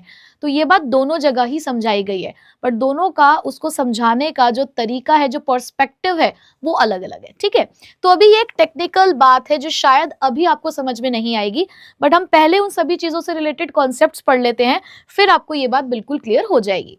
अब इस बात को समझने के लिए थोड़ी थोड़ी सी चीजें पढ़ते हैं, जैसे कि सबसे पहला आता है बजट लाइन। अगर मैं बजट लाइन को यहाँ पर डिफाइन करूं तो बजट लाइन कुछ नहीं है, सिर्फ आपकी जेब का पैसा है, यानी कि आपकी पॉकेट में कितना पैसा है। आप जब बाजार में निकले हो सामान को खरीदने के लिए तो अपनी जेब में कितना पैसा लेकर निकले हो, कितना सामान आप अपने उस बजट में अफोर्ड कर सकते हो, वही आपको आपकी बजट लाइन बताती है। दूसरी बात जो आपको यहाँ पर ध्यान रखनी है कि इंडिफरेंस कर्व सिंगल कमोडिटी में चीजों को नहीं बताता है। यहां आप जब इंडिफरेंस कर्व के बारे में पढ़ेंगे तो ये 2 कमोडिटीज के बारे में ही आपको बताएगा। अब इसका मैं आपको एक एग्जांपल देती हूँ। फिर से हम लोग चलते हैं कुछ खाने पीने की चीजों की तरफ और अपना वही ट्रेडिशनल एग्जाम्पल बर्गर और समोसा। ठीक है, अब दोनों की कीमत मान लो 10-10 रुपए, यानी कि दोनों की जो प्राइस है वो कितनी है, 10-10 रुपीज है। और हमारा राजू 40 रुपए लेकर निकला है मार्केट में बर्गर और समोसा खाने के लिए। अब बताओ कैसे कैसे कितनी कितनी क्वांटिटी उसको बर्गर और समोसे की मिल सकती है। भाई या तो वो एक भी बर्गर ना खाए, पूरे 4 के 4 समोसे खा ले, या फिर अगर उसने एक बर्गर खाया तो 3 समोसे खाएगा, 2 बर्गर खाए तो 2 समोसे खाएगा, 3 बर्गर खाए तो 1 समोसा खाएगा, और चारों बर्गर खा लिए तो समोसा तो बिल्कुल भी नहीं मिलेगा। ये सारे के सारे कॉम्बिनेशंस राजू के बजट में है। चाहे वो कोई सा भी कॉम्बिनेशन चूज करे, चाहे जिसमें बर्गर ज्यादा है या किसी में समोसा ज्यादा है या कोई बराबर वाला भी कॉम्बिनेशन है, चाहे राजू इसमें से कोई सा भी कॉम्बिनेशन चूज करे, पूरे 40 रुपए खर्च हो रहे हैं और अफोर्डेबल है। बट वहीं पर अगर मैं कोई एक ऐसा कॉम्बिनेशन बना दूं जैसे कि 4 और 1, तो इस कॉम्बिनेशन को खरीदने के लिए, यानी कि 4 बर्गर और 1 समोसा खरीदने के लिए यहाँ कुछ तो करना पड़ेगा राजू को, 10 रुपए कहीं ना कहीं से अरेंज करने ही पड़ेंगे, तभी वो इस बंडल पर जा सकता है। यानी कि ये वाला कॉम्बिनेशन राजू के लिए अफोर्डेबल नहीं है। प्लस अगर मैं एक ऐसे कॉम्बिनेशन की बात करूं जहां पर ये दिखे आपको 2 और 1, 2 बर्गर और 1 समोसा, 20 और 10, आपके सिर्फ 30 रुपए ही खर्च हो रहे हैं, बट हमें तो अपनी पूरी इंटायर इनकम खर्च करनी है ना इक्विलिब्रियम लेने के लिए। तो यहाँ पर ये आपके बजट के अंदर तो है, बट यहाँ आपको मैक्सिमम सेटिस्फैक्शन नहीं मिलेगा।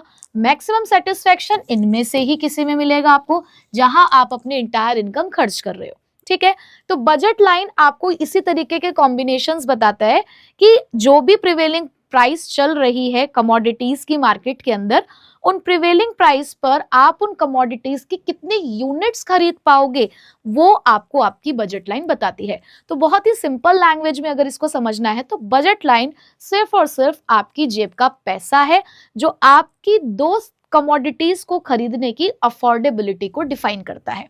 ठीक है, तो देखिए जरा इसके definition. It is a set of to commodities. तो जैसे मैंने अभी आपको बताया, यहां हम टू कमोडिटीज के बारे में बात करेंगे that a consumer can buy with his given income. अब गिवन का मतलब क्या है, हम मानकर चल रहे हैं कि ये इनकम चेंज नहीं होगी एट प्रिवेलिंग मार्केट प्राइस, कि जो भी मार्केट प्राइस चल रही है उस मार्केट प्राइस के अंदर आप उन टू कमोडिटीज की कितनी यूनिट्स परचेज कर सकते हो, कितना अफोर्ड कर सकते हो, वही आपकी बजट लाइन बताती है। ठीक है, चलो आगे बढ़ते हैं। अब एक कंज्यूमर यहां पर क्यों नहीं खरीद पा रहा है, ज्यादा क्यों नहीं खरीद पा रहा है, क्योंकि इनकम लिमिटेड है, हमने इनकम को फिक्स कर दिया है। प्राइसेस हम कह रहे हैं कि चेंज नहीं हो रही है। अब बच्चे के माइंड में क्वेश्चन आएगा कि मैम आप ये कह रहे हो कि राजू 4 और 1 वाले कॉम्बिनेशन को नहीं खरीद सकता, पर ऐसा भी तो हो सकता है कि क्या पता समोसे की अगर प्राइस कम हो जाए या बर्गर की प्राइस कम हो जाए, तब तो हम ये काम कर सकते हैं ना। अब बच्चे फिर वही बात कि किसी भी कॉन्सेप्ट को, किसी भी लॉ को, किसी भी इकोनॉमिक्स कॉन्सेप्ट को समझने के लिए आपको कुछ चीजों को अज्यूम करना पड़ता है। तो यहाँ पर भी बच्चे हमने बोला कि प्राइसेस क्या है, गिवन, हम ये मान के चल रहे हैं कि एक बार जो हमने प्राइस यहाँ पर देख ली है अब वो चेंज नहीं हो रही है। ठीक है, सो सिर्फ उसी बंडल्स को यहाँ पर हम खरीद पाएंगे जो कंज्यूमर के बजट में आती होंगी। ठीक, चलो अब बजट लाइन के फीचर्स क्या हैं, बहुत जरूरी है फीचर्स पढ़ना, तो ध्यान से सुनिएगा क्योंकि बजट लाइन हमारे इस कॉन्सेप्ट में बहुत इंपॉर्टेंट रोल प्ले करने वाली है। तो यहाँ पर आपको सारे अफोर्डेबल कॉम्बिनेशन ही मिल रहे हैं जो आप अपनी पूरी इनकम को खर्च करके आप यहाँ पर खरीद सकते हैं। ठीक है, इनकम और प्राइस पर ही बेस्ड है बेसिकली ये। अगर आपकी इनकम बढ़ती है तो आपकी बजट लाइन शिफ्ट होती है, ठीक है, घटती है तो भी आपकी बजट लाइन शिफ्ट होती है। प्राइसेस में भी चेंज आएंगे तब भी आपकी बजट लाइन में कुछ ना कुछ चेंजेस आएंगे। अब डेफिनेटली आपकी जो बजट लाइन है वो डाउनवर्ड स्लोपिंग है। आपकी बजट लाइन डाउनवर्ड स्लोपिंग क्यों है, फिर से आप देखो कि आपने जो कॉम्बिनेशंस देखे होंगे तो एक की यूनिट अगर बढ़ रही है तो दूसरे की यूनिट कहीं ना कहीं कम हो रही है। तो इसी वजह से जो हमारी बजट लाइन है वो कैसी होती है, downward from left to right. Straight line है because prices of the two goods remains constant, क्योंकि प्राइस सेम है लेकिन इसलिए ये बनती बिल्कुल स्ट्रेट लाइन है। ठीक, तो फिफ्थ पॉइंट आता है slope shows the price ratio. अब अगर मैं बजट लाइन के स्लोप की बात करूं तो बजट लाइन का स्लोप शो करता है दो गुड्स की प्राइसेस का रेशो। मतलब कि अगर एक गुड एक्स है और एक गुड वाई तो P X upon P Y ये उसके स्लोप को रिप्रेजेंट करता है। अब स्लोप के साथ साथ यहां आप देख रहे होंगे कि एक चीज और लिखी हुई है MRE। MRE की फुल फॉर्म होती है मार्केट रेट ऑफ एक्सचेंज। अब मार्केट रेट ऑफ एक्सचेंज का मतलब क्या है कि ये वो रेट है जहां पर मार्केट कहती है कि आपको एक गुड की कुछ यूनिट को सेक्रीफाइस करना पड़ेगा अगर आपको किसी दूसरे गुड की एक एक्स्ट्रा यूनिट लेनी है तो। अब आप कहेंगे कि ये मैम सुना सुना सा कॉन्सेप्ट लग रहा है। बिल्कुल बेटा, ये वही कॉन्सेप्ट है जो आपने फर्स्ट चैप्टर में भी पढ़ा है और बार बार अभी ये सारी बातें आप सुनते ही रहेंगे। तो मार्केट रेट ऑफ एक्सचेंज यही डिफाइन करता है कि अगर आपको किसी भी कमोडिटी की एक एक्स्ट्रा यूनिट लेनी है तो दूसरी कमोडिटी की कुछ यूनिट को सैक्रिफाइस करना पड़ेगा, क्योंकि मार्केट की रिक्वायरमेंट यही कहती है, क्योंकि आपका बजट क्या है, लिमिटेड है, प्राइसेस दोनों गुड्स की फिक्स हो चुकी हैं। ठीक है, तो उसी के हेल्प से हम इसका स्लोप डिफाइन करते हैं। जितने भी पॉइंट्स आप यहां पर बजट लाइन पे देखेंगे वो आपकी इनकम का पूरा इस्तेमाल कर रहे हैं, यानी कि आपकी पूरी इनकम को खर्च करके ही उन कॉम्बिनेशंस को, उन पॉइंट्स को बनाया गया है। ठीक, तो बजट लाइन समझ में आ गई। अब बजट लाइन की ना बच्चे एक इक्वेशन होती है। अब बजट लाइन की क्या इक्वेशन है, P1 into X1 plus P2 into X2 is equals to M। मतलब देखिए, हमने अभी माना बर्गर और समोसा 10-10 रुपए का है। मान लो मैंने एक कॉम्बिनेशन चूज किया 3 और 1 वाला, जिसमें 3 बर्गर और 1 समोसा है, तो आपके बर्गर की प्राइस क्या है, P1 यानी कि प्राइस ऑफ बर्गर 10 रुपए। आप बर्गर के कितने यूनिट खरीदने जा रहे हो, 3 यूनिट, तो इनटू में 3। आपके समोसे की प्राइस कितनी है, 10 रुपए, और आप समोसे की कितनी यूनिट खरीदने जा रहे हो, 1 यूनिट। तो अब अगर आप इसे सॉल्व करें तो 30 प्लस 10 ये कितना आया, 40।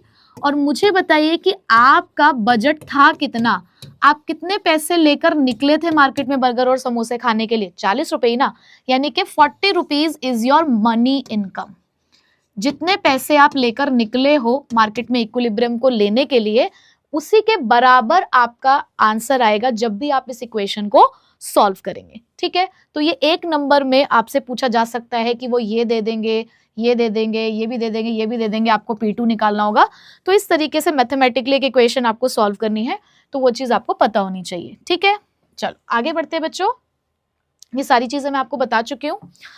अच्छा, अब यहाँ पर एक कॉन्सेप्ट आता है कि जितने भी पॉइंट्स बजट लाइन पे होते हैं, मैं आपको एक बजट लाइन यहाँ पे ड्रॉ करके ही बता देती हूँ। ये देखो बेटा, इस तरीके से आपने यहाँ पर बजट लाइन अपनी बनानी है।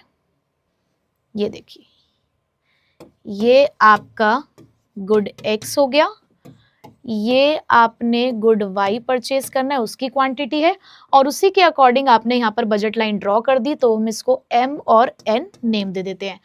अब जितने भी पॉइंट्स इस बजट लाइन के ऊपर होंगे वो क्या बताते होंगे बेटा, वो क्या बताते हैं कि वो सारे के सारे पॉइंट्स आपके लिए अफोर्डेबल है, आपके बजट के अंदर आते हैं, आपके गुड्स की प्राइस के अकॉर्डिंग। ठीक है, बट अगर कोई बंडल लाई करता है बिलो द बजट लाइन, अगर यहाँ कोई है आपके पास कॉम्बिनेशन, जैसे कि मैंने पीछे बताया, मान लो ये वाला कॉम्बिनेशन है 2 और 1, तो ये आपके बजट के अंदर लाई कर रहा है, लेकिन ये आपको मैक्सिमम सेटिस्फैक्शन नहीं देगा।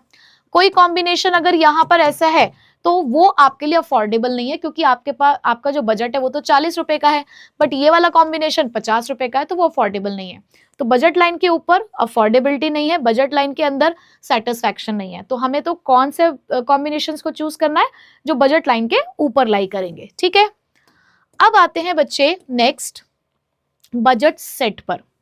बजट सेट का मतलब है, मैंने अभी जो यहाँ पर 40 रुपए के अलग अलग आपको कॉम्बिनेशंस बताए, इस तरीके से, ये जो इस तरीके से मैंने आपको कॉम्बिनेशंस बताए, जितने भी कॉम्बिनेशंस मैंने आपको बताए वो सारे के सारे अफोर्डेबल थे, वो सारे कॉम्बिनेशन आप खरीद सकते थे, आप कोई सा भी कॉम्बिनेशन उसमें से पिक कर सकते थे, सारे के सारे आपके बजट के अंदर लाई करते थे। तो बच्चों उन्हीं को बोला जाता है बजट सेट। क्या बोलते हैं उन्हीं को ही, बजट सेट। तो बजट सेट क्या है, जितने भी बंडल से कंज्यूमर अफोर्ड कर सकता है, तो ऑन और बिलो द बजट लाइन, मतलब अफोर्डेबिलिटी तो वहां पर भी है ना, जितने sets below the budget line है, तो वो सारे के सारे आपके बजट सेट्स कहलाते हैं। तो यहाँ पर हम सिर्फ अफोर्डेबल कॉम्बिनेशंस को ही इंक्लूड करते हैं, बट जो कॉम्बिनेशंस हमारे बजट को क्रॉस कर देंगे उसको हम यहाँ पे इंक्लूड नहीं करते। ठीक है, अब बजट सेट किस चीज पर डिपेंड करता है, मैं जो ये बजट्स बना पाई, ये जो मैंने बजट सेट बनाया, इसके लिए मुझे क्या रिक्वायरमेंट थी। सबसे पहले तो आपने मुझे ये बताया था कि हमारी जेब में 40 रुपए हैं, फिर आपने मुझे ये बताया कि आपके कमोडिटीज की प्राइस क्या, आपने बोला बर्गर भी 10 का है और समोसा भी 10 रुपए का है, तब जाकर ही तो मैं बजट सेट बना पाई ना। अगर आप मुझे बताते ही नहीं कि आपकी जेब में कितना पैसा है या आपकी कमोडिटी की प्राइस कितनी है, तो मैं बजट सेट बना ही नहीं पाती। तो किसी भी बजट सेट को बनाने के लिए बच्चों हमारे पास 2 चीजें होनी चाहिए, कंज्यूमर की इनकम जिसे हम M से डिनोट करते हैं, और कंज्यूमर जो भी गुड्स खरीदने जा रहा है उन गुड्स की प्राइस हमें पता होनी चाहिए, P1 या P2। ठीक है, नेक्स्ट टॉपिक आता है बजट कंस्ट्रेंट। तो ये छोटे छोटे से कुछ कॉन्सेप्ट्स हैं जो आपको ना पता होने चाहिए बड़े वाले कॉन्सेप्ट तक पहुंचने के लिए, इसलिए इसको हम लोग यहाँ पर पढ़ रहे हैं। बेटा बजट कांस्टेंट क्या है, बजट कांस्टेंट, कांस्टेंट का मतलब होता है किसी भी तरीके की रुकावट, बाधा, यानी कि एक तरीके की परेशानी। अब परेशानी कब आएगी, परेशानी आएगी बेटा if the required money for a bundle exceeds the income then the consumer cannot buy it. कि किसी भी एक कॉम्बिनेशन, आपकी जो इच्छा हो रही है किसी एक ऐसे कॉम्बिनेशन को खरीदने की हो रही है जो आपके मनी इनकम को एक्सीड कर रहा है, आपका मन कर रहा है कि नहीं यार मुझे तो 3 बर्गर और 2 समोसे ही खाने हैं, तो आप एक ऐसे कॉम्बिनेशन की चाहत रख रहे हो जो आपके लिए अफोर्डेबल ही नहीं है, तो आपके लिए ये एक रुकावट हो गया। आपके बजट ने आपके सामने एक बाधा बना दी है कि यार जेब में तो 40 रुपए हैं, लेकिन इच्छा 50 रुपए वाले बंडल को लेने की हो रही है। तो इसीलिए इसे बोला गया बजट कॉन्स्ट्रेंट, और इसी लिमिटेशन को कि भाई आपके पास एक लिमिटेड बजट है, यही आपके बजट के कॉन्स्ट्रेंट को डिफाइन करता है। ठीक है, जैसे कि एक एग्जाम्पल है, आपकी जेब में 200 रुपए है, ठीक है, एक पिज्जा की स्लाइस जो है वो 50 रुपीज की है और कोल्ड ड्रिंक 20 रुपए की है। अब आप क्या क्या बंडल्स बना सकते हो?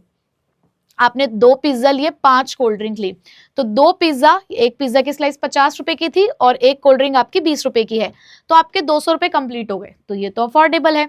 बट अगर आपने एक पिज्जा और 3 कोल्ड ड्रिंक्स ली, तो यहां पर आपका जो टोटल आ रहा है वो कितना आ रहा है? सिर्फ 110 रुपए। अभी भी बजट के अंदर हो, कोई दिक्कत नहीं है।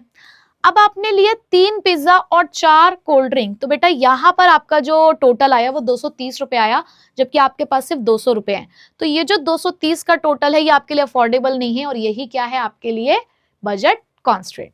ठीक है, तो आई होप कि बजट कॉन्स्ट्रेंट क्या होता है ये आपको समझ आ गया होगा। अब आते हैं कि ये बजट लाइन में कब चेंजेस आते हैं। ठीक है, तो पहले मैं आपको पूरा कॉन्सेप्ट समझाती हूँ, ध्यान से समझना। ये तुम्हें रिलेट करोगे इसको पीपीसी से, पीपीसी का रोटेशन, पीपीसी का शिफ्ट याद है ना, बस उसको दिमाग में रखना, ये बहुत आसानी से समझ आ जाएगा। तो मैं अब आपको यहाँ पर एक एक चीज बताती हूँ, ध्यान से बहुत ही पेशेंटली मेरे साथ समझना। आपको ना बिल्कुल भी मैं ग्राफ में दिक्कत नहीं आने दूंगी, आप ग्राफ बहुत बढ़िया तरीके से बना लोगे। बस यही जो मेन प्रॉब्लम है ना इकोनॉमिक्स में बच्चों की, ग्राफ की, वो प्रॉब्लम आपकी सॉल्व है अगर आपने कॉन्सेप्ट अच्छे से समझ लिया। तो मैंने आपको बोला कि this is your original budget line. ठीक है, फिलहाल ये आपकी ओरिजिनल बजट लाइन है जो आपके करंट बजट के हिसाब से बनाई गई है। आपकी जेब में फिलहाल 40 रुपए थे, तो आपने ये बजट लाइन 40 रुपए के हिसाब से बना दी। मैंने कहा कि बच्चे अब आपका बजट मैंने बढ़ाकर 80 रुपए कर दिया है। ठीक है, मैंने क्या करा? आपका बजट बढ़ाकर 80 रुपए कर दिया है, मैंने आपकी इनकम बढ़ा दी। अब एक बात बताओ, इनकम के बढ़ने से क्या इफेक्ट हो सकता है आपके बंडल्स पे? जो आप क्वांटिटी मार्केट में खरीदने जा रहे थे उस पे क्या असर हो सकता है अगर मैं आपकी इनकम को बढ़ा दूं? तो बताइए, अगर मैंने आपकी इनकम को बढ़ा दिया ना, तो अब आप अपने दोनों कमोडिटीज की यूनिट्स को इंक्रीज कर सकते हो, दोनों कमोडिटीज की। तो बच्चे यहीं से आपका पहला कॉन्सेप्ट निकल कर आता है कि अगर आपकी इनकम तो बढ़ गई है लेकिन प्राइस सेम है। मैंने ये नहीं बोला एक बार भी आपको कि बर्गर और समोसे की प्राइस चेंज हो गई है, मैंने आपको सिर्फ ये बोला कि आपकी जेब की इनकम बढ़ गई है। जहां आप पहले 40 रुपए लेकर निकल रहे थे, अब आप 80 रुपए लेकर निकल रहे हो। तो पहले आप जो यूनिट्स खरीद रहे थे, अब आप उससे ज्यादा यूनिट खरीद सकते हो। देखो सिंपल सी बात है, चलो इन सब चीजों को भी छोड़ो। पहले मेरे पास 20 रुपए थे, तो मैं एक पेन खरीदती थी 10 रुपए वाला, तो 2 पेन ही खरीद पा रही थी। ठीक है, अब मुझे 40 रुपए मिलने लग गए घर से कि बेटा अब आपको 40 रुपए मिलेंगे पेन खरीदने के लिए, तो आप कितने पेन खरीद पाऊंगी? मैं 4 ना। तो सीधी सी बात है कि जैसी मेरी इनकम बढ़ी, मैंने क्वांटिटी बढ़ा दी उसको खरीदने की। ठीक है, अब ये एक कमोडिटी के लिए और हम लोग 2 कमोडिटी की यहाँ पर बात कर रहे हैं। तो एक चीज तो हमें समझ में आई कि जब जब इनकम बढ़ती है तो हम दोनों गुड्स की ज्यादा यूनिट को खरीद पाएंगे। ठीक है, तो आप जब जब ज्यादा खरीद पाओगे तो आप एक नई बजट लाइन यहाँ पर क्रिएट करोगे जो राइट वर्ड शिफ्ट होगी, क्योंकि बेटा क्वांटिटी तो आगे की तरफ ही बढ़ेगी ना। अगर मुझे क्वांटिटी इंक्रीज करनी है तो क्वांटिटी तो आप यहाँ पर एक्स एक्सिस में गुड एक्स की शो कर रहे हो और वाई एक्सिस में गुड वाई की शो कर रहे हो, तो वो आगे की तरफ शिफ्ट होगी तभी तो इंक्रीज होगी। तो जब जब इनकम बढ़ेगी और इनकम बढ़ने की वजह से दोनों ही कमोडिटीज की यूनिट्स अगर इंक्रीज हो रही है तो आपकी बजट लाइन शिफ्ट करेगी, आपकी बजट लाइन शिफ्ट करेगी। और किस तरफ शिफ्ट करेगी बच्चे? राइट वर्ड शिफ्ट करेगी। किस तरफ शिफ्ट करेगी? Right word. बट अगर यहां पे मैं आप लोगों से कह दूं कि आपकी इनकम अब 40 से मैंने 20 रुपए कर दी है, अब 40 से 20 रुपए इनकम हो गई अब आपकी, तो क्या अब आप वो सेम यूनिट खरीद पाओगे जो पहले खरीद पा रहे थे? अब मेरी मम्मी ने कहा बेटा 20 रुपए नहीं मिलेंगे पेन खरीदने के लिए, अब तो सिर्फ 10 रुपए ही मिलेंगे। तो 10 रुपए में तो 10 रुपए का एक ही पेन खरीद के ला पाऊंगी ना मैं, यानी कि इमीडिएटली जो क्वांटिटी है वो क्या हो जाएगी, डिक्रीज हो जाएगी। तो अगर क्वांटिटी घट जाती है तो आपकी बजट लाइन अंदर की तरफ शिफ्ट करती है, और अंदर की तरफ शिफ्ट करने का मतलब क्या है बच्चे, अंदर की तरफ शिफ्ट करने का मतलब है कि आप कहाँ आ गए हो, लेफ्टवर्ड। तो वही सेम वाला ही कॉन्सेप्ट है कि अगर क्वांटिटी इंक्रीज होती है तो राइटवर्ड शिफ्ट करना है, अगर क्वांटिटी डिक्रीज होती है तो लेफ्टवर्ड शिफ्ट करना है। ठीक है, इंक्रीज क्वांटिटी के लिए राइटवर्ड, डिक्रीज क्वांटिटी के लिए लेफ्टवर्ड। लेकिन एक चीज माइंड में रखनी है कि ऐसा सिर्फ कब करना है, जब इनकम इंक्रीज हो रही है लेकिन प्राइस दोनों गुड्स की कैसी है, कांस्टेंट है। तो जब दोनों गुड्स की क्वांटिटी में चेंज तो शिफ्ट आएगा, ये बात हम ध्यान रखेंगे। ठीक, चलो ये बात तो समझ में आ गई। अगली बात क्या है, इंक्रीज और डिक्रीज तो आप समझ गए। अब अगर मैं बोलूं कि दोनों कमोडिटीज की प्राइस में चेंजेस आए, दोनों कमोडिटीज के प्राइस में चेंज आए, भाई सिंपल सी बात है, हमारा बजट कब एक चेंज शो करेगा हमें, जब या तो इनकम बदले या प्राइस बदले। इसी पे तो हमारा बजट सेट हुआ है कि या तो हमारी इनकम चेंज हो जाए या प्राइस चेंज हो जाए। मैंने कहा दोनों कमोडिटीज के प्राइस चेंज हो गए हैं, दोनों कमोडिटीज के एक साथ। ये जो बर्गर और समोसा अब तक 10-10 रुपए का मिल रहा था, अब ये 5-5 रुपए का मिलना शुरू हो जाएगा, प्राइस फॉल हो गई। तो जैसे ही प्राइस फॉल होगी तो जहां पर राजू बेचारा 10 रुपए में एक ही बर्गर खा पा रहा था, अब वो 10 रुपए में कितने बर्गर खा पाएगा, अब तो वो 2 बर्गर खा सकता है ना। सेम समोसे के साथ भी ऐसा ही है। तो बहुत ही एक लॉजिकल और सिंपल सी बात है कि जब किसी भी चीज की प्राइस घट जाती है तो आप उसकी ज्यादा यूनिट खरीद पाते हो। जैसे कि मेरा वही जेल पेन जो मैं खरीद के लेकर आ पा रही थी 10 रुपए का, आज वो 5 रुपए का हो चुका है। तो पहले मैं 10 रुपए में एक ही जेल पेन खरीद पा रही थी, अब मैं 10 रुपए में 2 जेल पेन खरीद पाऊंगी। ठीक है, तो दोनों कमोडिटीज की अगर प्राइस कम हो गई तो उससे आप क्वांटिटी इंक्रीज कर सकते हो। तो इस केस में भी जो आपकी बजट लाइन है ना बेटा, इस केस में भी आपकी बजट लाइन कहाँ शिफ्ट होगी, राइटवर्ड। कब, जब किसी भी कमोडिटी, दोनों कमोडिटीज की प्राइस क्या हो जाएंगी, फॉल। बट अगर यही बर्गर भाई 10 से 20 का हो गया, समोसा भी 10 से 20 का हो गया, फिर क्या होगा, अब तो यहां पर आपके पास 40 रुपए ही थे, दोनों 20-20 रुपए के हो चुके हैं। तो यहाँ पर तो आपके पास अब बहुत ज्यादा प्रॉब्लम आ चुकी है, पहले वाली यूनिट्स तो आप नहीं खरीद पाओगे ना। अब तो यहाँ पर अगर दोनों की एक एक यूनिट ही खरीद ली तो पैसे खत्म हो गए हैं। अब पैसे खत्म हो गए हैं, अब सिर्फ बंडल्स कितने कितने बन सकते हैं, सिर्फ ये बन सकते हैं। यानी कि आपकी अफोर्डेबिलिटी, क्योंकि आपकी कमोडिटीज की प्राइस बढ़ गई है तो बस आपका बजट अब यहाँ तक ही रह गया है। तो इसका सीधा सा मतलब ये है कि जब प्राइस राइज हो जाएगी तो आप लेफ्टवर्ड शिफ्ट करोगे। हमने ये जो दोनों कॉन्सेप्ट पढ़े, एक में इनकम चेंज हुई, एक में प्राइस चेंज हुई, एक चीज कॉमन थी, दोनों गुड्स पे इफेक्ट पड़ा है, दोनों गुड्स पे। और इसीलिए हमने बजट लाइन को शिफ्ट किया है, राइटवर्ड चाहे लेफ्टवर्ड। लेकिन लेकिन लेकिन अगर किसी एक ही गुड की प्राइस या इनकम, सॉरी, एक ही गुड के प्राइस में अगर चेंजेस आए तो क्या होगा।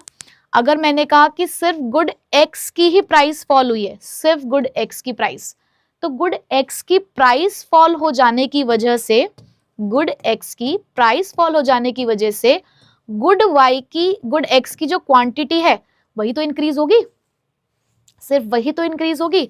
तो याद करो हमने एक रोटेशन वाला केस पढ़ा था, हमने क्या पढ़ा था, एक रोटेशन वाला केस पढ़ा था, तो वही यहां पर भी अप्लाई होता है। तो अगर यहां पर गुड एक्स की प्राइस फॉल हो जाती है तो उससे गुड एक्स की जो क्वांटिटी है वो तो इंक्रीज हो जाएगी। बट क्या वाई की क्वांटिटी पे किसी भी तरीके का कोई चेंज आएगा, हमने सिर्फ प्राइस चेंज करी है, वो भी सिर्फ गुड एक्स की।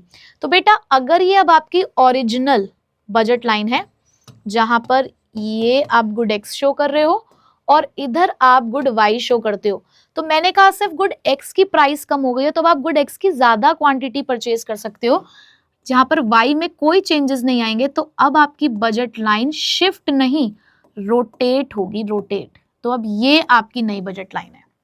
ठीक है, सेम अगर वाई के साथ ऐसा हो जाता है तो, अगर वाई की प्राइस फॉल हो जाए तो बताओ भाई, वाई की प्राइस फॉल हो रही है, गुड एक्स में किसी भी तरीके का कोई चेंज नहीं आ रहा है, तो क्या करोगे, तो बेटा यहां पर राइटवर्ड ही शिफ्ट होगा आपका, लेकिन यहां एक्स की क्वांटिटी में किसी भी तरीके का कोई चेंज नहीं आएगा। ये आपकी नई बजट लाइन बन जाएगी। ठीक है, तो रोटेशन और शिफ्ट में आई होप कि आपको डिफरेंस समझ आ गया होगा कि शिफ्ट सिर्फ तभी होगी जब दोनों की क्वांटिटी चेंज होगी, चाहे वो इनकम की वजह से हो चाहे प्राइस की वजह से हो।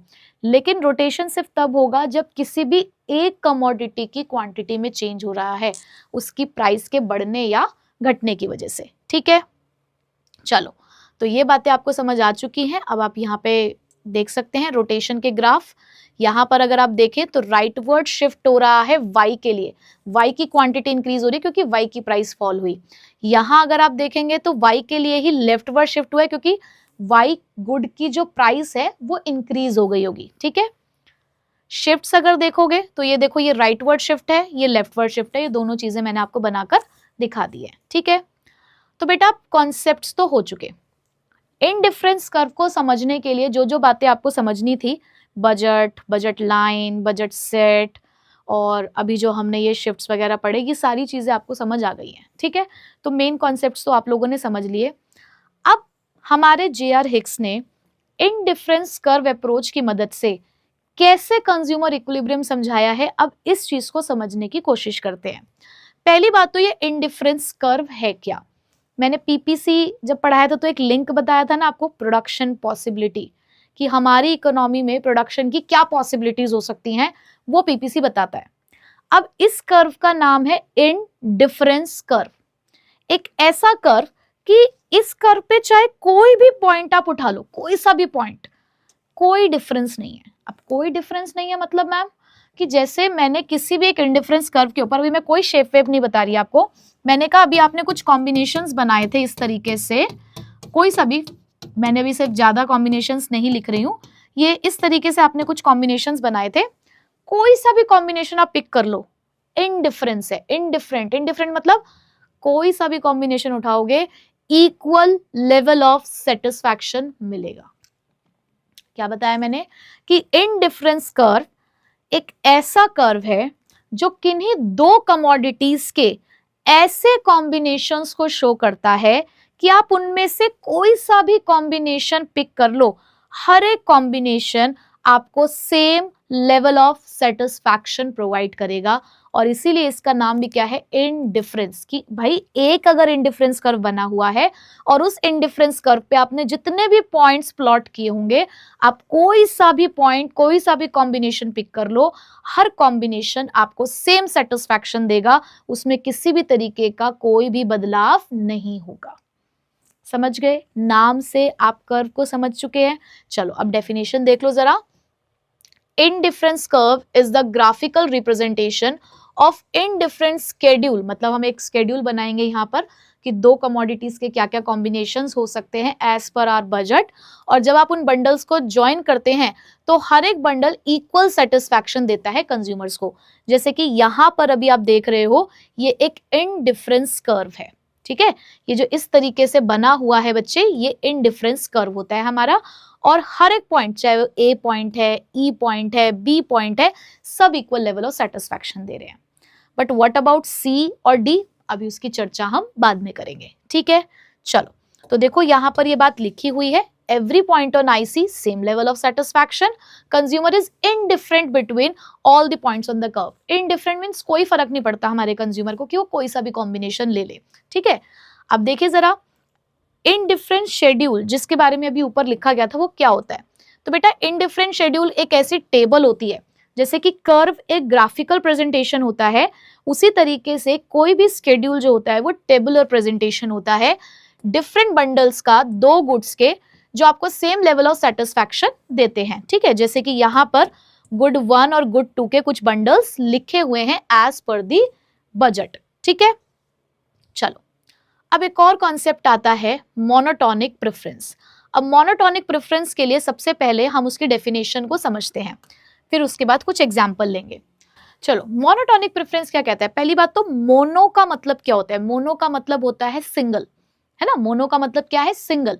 अब यहाँ पर मोनोटोनिक प्रेफरेंस हमारे कंज्यूमर का एक बिहेवियर बता रहा है कि हमारा कंज्यूमर ना जो नालायक है कैसे बिहेव करता है, जरा उसको समझो, बड़ा लालची होता है। ये हमारे लालच वाले बिहेवियर को शो करता है। कैसे? मोनोटोनिक प्रेफरेंस कहता है कि मान लो मैंने आपको ये एक बंडल दिया। मोनोटोनिक प्रेफरेंस कहता है कि क्या तुम ये वाला बंडल चूज कर लोगे क्या? मोनोटोनिक प्रेफरेंस क्या कहता है कि ये वाला बंडल चूज कर लोगे? तो आप खुद बताओ ना, अगर आपको पहले 2 और 3 यूनिट्स मिल रही थी, हमने कहा कि देखो आपको अपने बजट के अकॉर्डिंग सेक्रीफाइस तो करना ही पड़ेगा।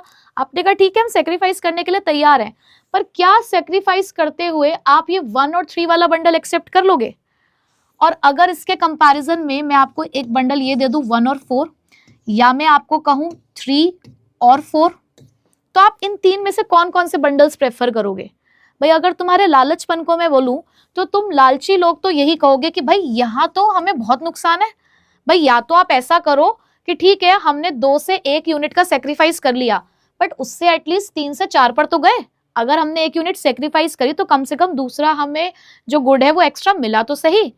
या फिर हम इतने लालची हैं कि हमें दोनों की यूनिट्स बढ़ानी है, ये अगर 2 से 3 हुआ तो ये भी तो 3 से 4 हुआ, तो हमारे लिए तो हमारे लालच को तो ये फुलफिल करते हैं बंडल्स। ये वाला बंडल तो हम बिल्कुल ही नहीं लेंगे कि हमने एक का सेक्रीफाइस किया है इसलिए कि दूसरे में कोई चेंज ही नहीं आए। नहीं, ये वाली चीज तो हमें नहीं चाहिए।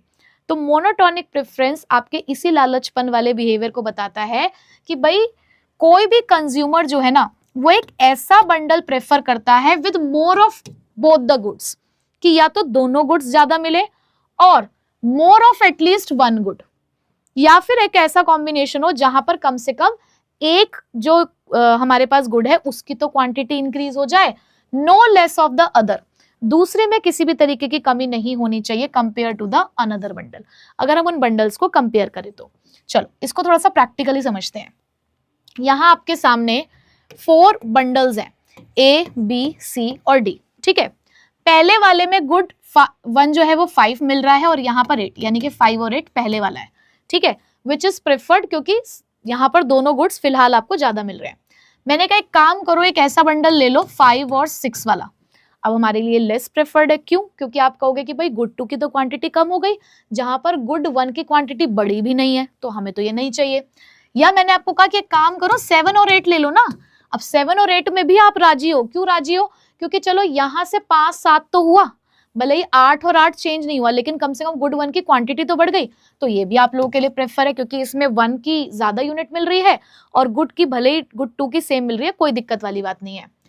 अब मैंने कहा एक काम करो ना 7 और 9 ले लो। अब 7 और 9 में क्या है भाई, पहले वाले की भी यूनिट बढ़ गई, दूसरे वाले की भी यूनिट बढ़ गई, तो यहाँ तो ये आपको बेस्ट बंडल लगेगा। क्यों? क्योंकि यहाँ आपको दोनों की ज्यादा यूनिट मिल रही है।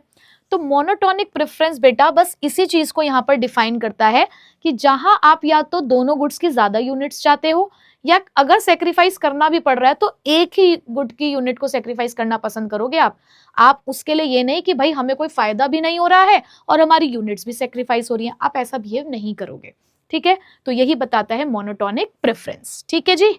चलो ये बात आपको समझ में आ गई। अब एक दूसरा concept, marginal rate of substitution. तो अब मार्जिनल रेट ऑफ सब्स्टिट्यूशन क्या होता है? Simple marginal rate of substitution तो फिलहाल यही होता है कि जब भी आपको किसी भी गुड की एक्स्ट्रा यूनिट को लेना है, ठीक है, तो उसके लिए दूसरे गुड की कितनी यूनिट को सेक्रीफाइस करना पड़ेगा, मतलब वो रेट जो आप सब्स्टिट्यूट कर रहे हो उसको बताता है कि आपने गुड 2 की कुछ यूनिट को सेक्रीफाइस किया क्योंकि आपको गुड 1 की कुछ यूनिट को यहां पर लेना था, क्योंकि बजट आपके पास लिमिटेड है। तो ये जो आप सब्स्टिट्यूट कर रहे हो, तो सब्स्टिट्यूशन रेट को आप बताता है मार्जिनल रेट ऑफ सब्स्टिट्यूशन, ठीक है। बट ये मार्जिनल रेट ऑफ सब्स्टिट्यूशन भी बिहेव कैसे करता है वो हम यहां पर जानने वाले हैं। तो बेटा ये जो मार्जिनल रेट ऑफ सब्स्टिट्यूशन है ना, ये डिमिनिश होता है। नॉर्मली ये क्या होता है? डिमिनिश मतलब कम होता है। पाव भाजी और दाल रोटी दोनों चीजें आपके सामने है, ठीक है, आप खा दोनों रहे हो, लेकिन ना आप जितने यूनिट दाल रोटी की सेक्रीफाइस करो ना, आप दाल रोटी ज्यादा सेक्रीफाइस करो क्योंकि आपको पाव भाजी ज्यादा चाहिए, ठीक है। तो स्टार्टिंग में तो आपके पाव भाजी की यूनिट आप ले रहे हो और दाल रोटी की यूनिट्स को ज्यादा सेक्रीफाइस करो क्योंकि आपको पाव भाजी खानी है। अब एक पॉइंट ऑफ टाइम पे जब पाव भाजी का टेस्ट के साथ आप फेमिलियर हो गए, उससे मिलने वाला जो सेटिस्फैक्शन है क्योंकि वो कम होने लगेगा, तो अब भी आप दाल रोटी को सेक्रीफाइस कर रहे हो पाव भाजी की यूनिट्स को लेने के लिए, लेकिन वो सेक्रीफाइस का जो रेट है ना वो कम होने लगेगा। कि पहले जहां आप उसकी 4 यूनिट सेक्रीफाइस कर रहे थे, अब आप उसकी 3 यूनिट सेक्रीफाइस करना चाहोगे, 2 यूनिट सेक्रीफाइस करना चाहोगे। क्यों? क्योंकि अब आपको पाव भाजी से भी वो लेवल ऑफ सेटिस्फैक्शन नहीं मिल रहा होगा, ठीक है। तो नॉर्मली जो मार्जिनल रेट ऑफ सब्स्टिट्यूशन है वो डिमिनिश होता है जैसे जैसे आप अपने बंडल्स में आगे बढ़ते हो, और यही मार्जिनल रेट ऑफ सब्स्टिट्यूशन और यही नेचर कि वो डिमिनिश होता है, यही आपके इंडिफरेंस कर्व को एक शेप देता है, उसके स्लोप को डिफाइन करता है, which is convex to the origin. अब आप इसको रिलेट कैसे करेंगे, देखो आपको याद है पीपीसी, पीपीसी हमने क्या पढ़ा है, PPC is concave to the origin due to increasing marginal opportunity cost, right. अब यहां हमने पढ़ा indifference curve which is convex to the origin due to diminishing marginal rate of substitution. देखा जाए तो कॉन्सेप्ट ऑलमोस्ट दोनों सेम है, बातें लगभग एक जैसी हो रही है। अब आप दोनों की शेप को कंपेयर कर सकते हो कि यहां पर एमओसी के इंक्रीजिंग नेचर की वजह से कॉन्केव है, यहां मार्जिनल रेट ऑफ सब्स्टिट्यूशन के डिक्रीजिंग डिमिनिशिंग नेचर की वजह से कॉन्वेक्स है, ठीक है। तो शेप का लॉजिक समझ में आ गया, शेप क्या होती है ये सारी बातें समझ में आ चुकी हैं, और एमआरएस क्या होता है ये भी बात आपको समझ में आ गई, ठीक है। चलो अब बढ़ते हैं आगे इंडिफरेंस कर्व की प्रॉपर्टीज पे, और इसे मार्क कर लेना very very very important. 6 number तक में भी इंडिफरेंस की प्रॉपर्टीज का क्वेश्चन आ सकता है, या 3 से 4 नंबर में किसी भी एक पर्टिकुलर प्रॉपर्टी से भी क्वेश्चन पूछा जा सकता है, ठीक है। अब सबसे पहली बात कि इंडिफरेंस कर्व की शेप कैसी होगी, फिर आपको इनवर्स रिलेशनशिप देखने को मिला, एक गुड की यूनिट बढ़ रही है तो दूसरे गुड की यूनिट सेक्रीफाइस हो रही है, इनवर्स रिलेशनशिप है, तो कैसे बनेगा curve, downward sloping left to right, तो नेगेटिवली स्लोप्ड होता है, और कैसा होता है, फ्रॉम लेफ्ट टू राइट। दूसरी प्रॉपर्टी क्या है, दूसरी प्रॉपर्टी है कि it is convex to the origin. अभी मैंने आपको बताया कि कॉन्वेक्स टू द ओरिजिन क्यों है, due to diminishing marginal rate of substitution, क्योंकि हमारा जो एमआरएस है यानी कि वो जो सेक्रीफाइस का रेट है दूसरे गुड की यूनिट के लिए वो कम होता चला जाता है, तो इसी वजह से इसकी जो शेप है वो कैसी आती है, कॉन्वेक्स टू द ओरिजिन, क्योंकि एक consumer has more of one good, he is willing to sacrifice less and less of the other good to get the additional unit, कि किसी एक की एडिशनल यूनिट को हम दूसरे गुड की कम यूनिट को सेक्रीफाइस करना पसंद करेंगे, जिसकी वजह से एमआरएस डिमिनिश होगा और हमारा जो कर्व है वो कैसा बन जाएगा, कॉन्वेक्स। तीसरी प्रॉपर्टी क्या है, higher the indifference curve higher the level of satisfaction. अब ये बात इंपॉर्टेंट है समझनी, मैंने अभी आपको बताया कि एक इंडिफरेंस कर्व वो सारे कॉम्बिनेशन शो करता है जो हमारी पहली बात तो बजट में आते हैं, और आप कोई सा भी पॉइंट यहां पर पिक कर लीजिए वो सब आपको इक्वल लेवल ऑफ सेटिस्फैक्शन देंगे, ठीक है।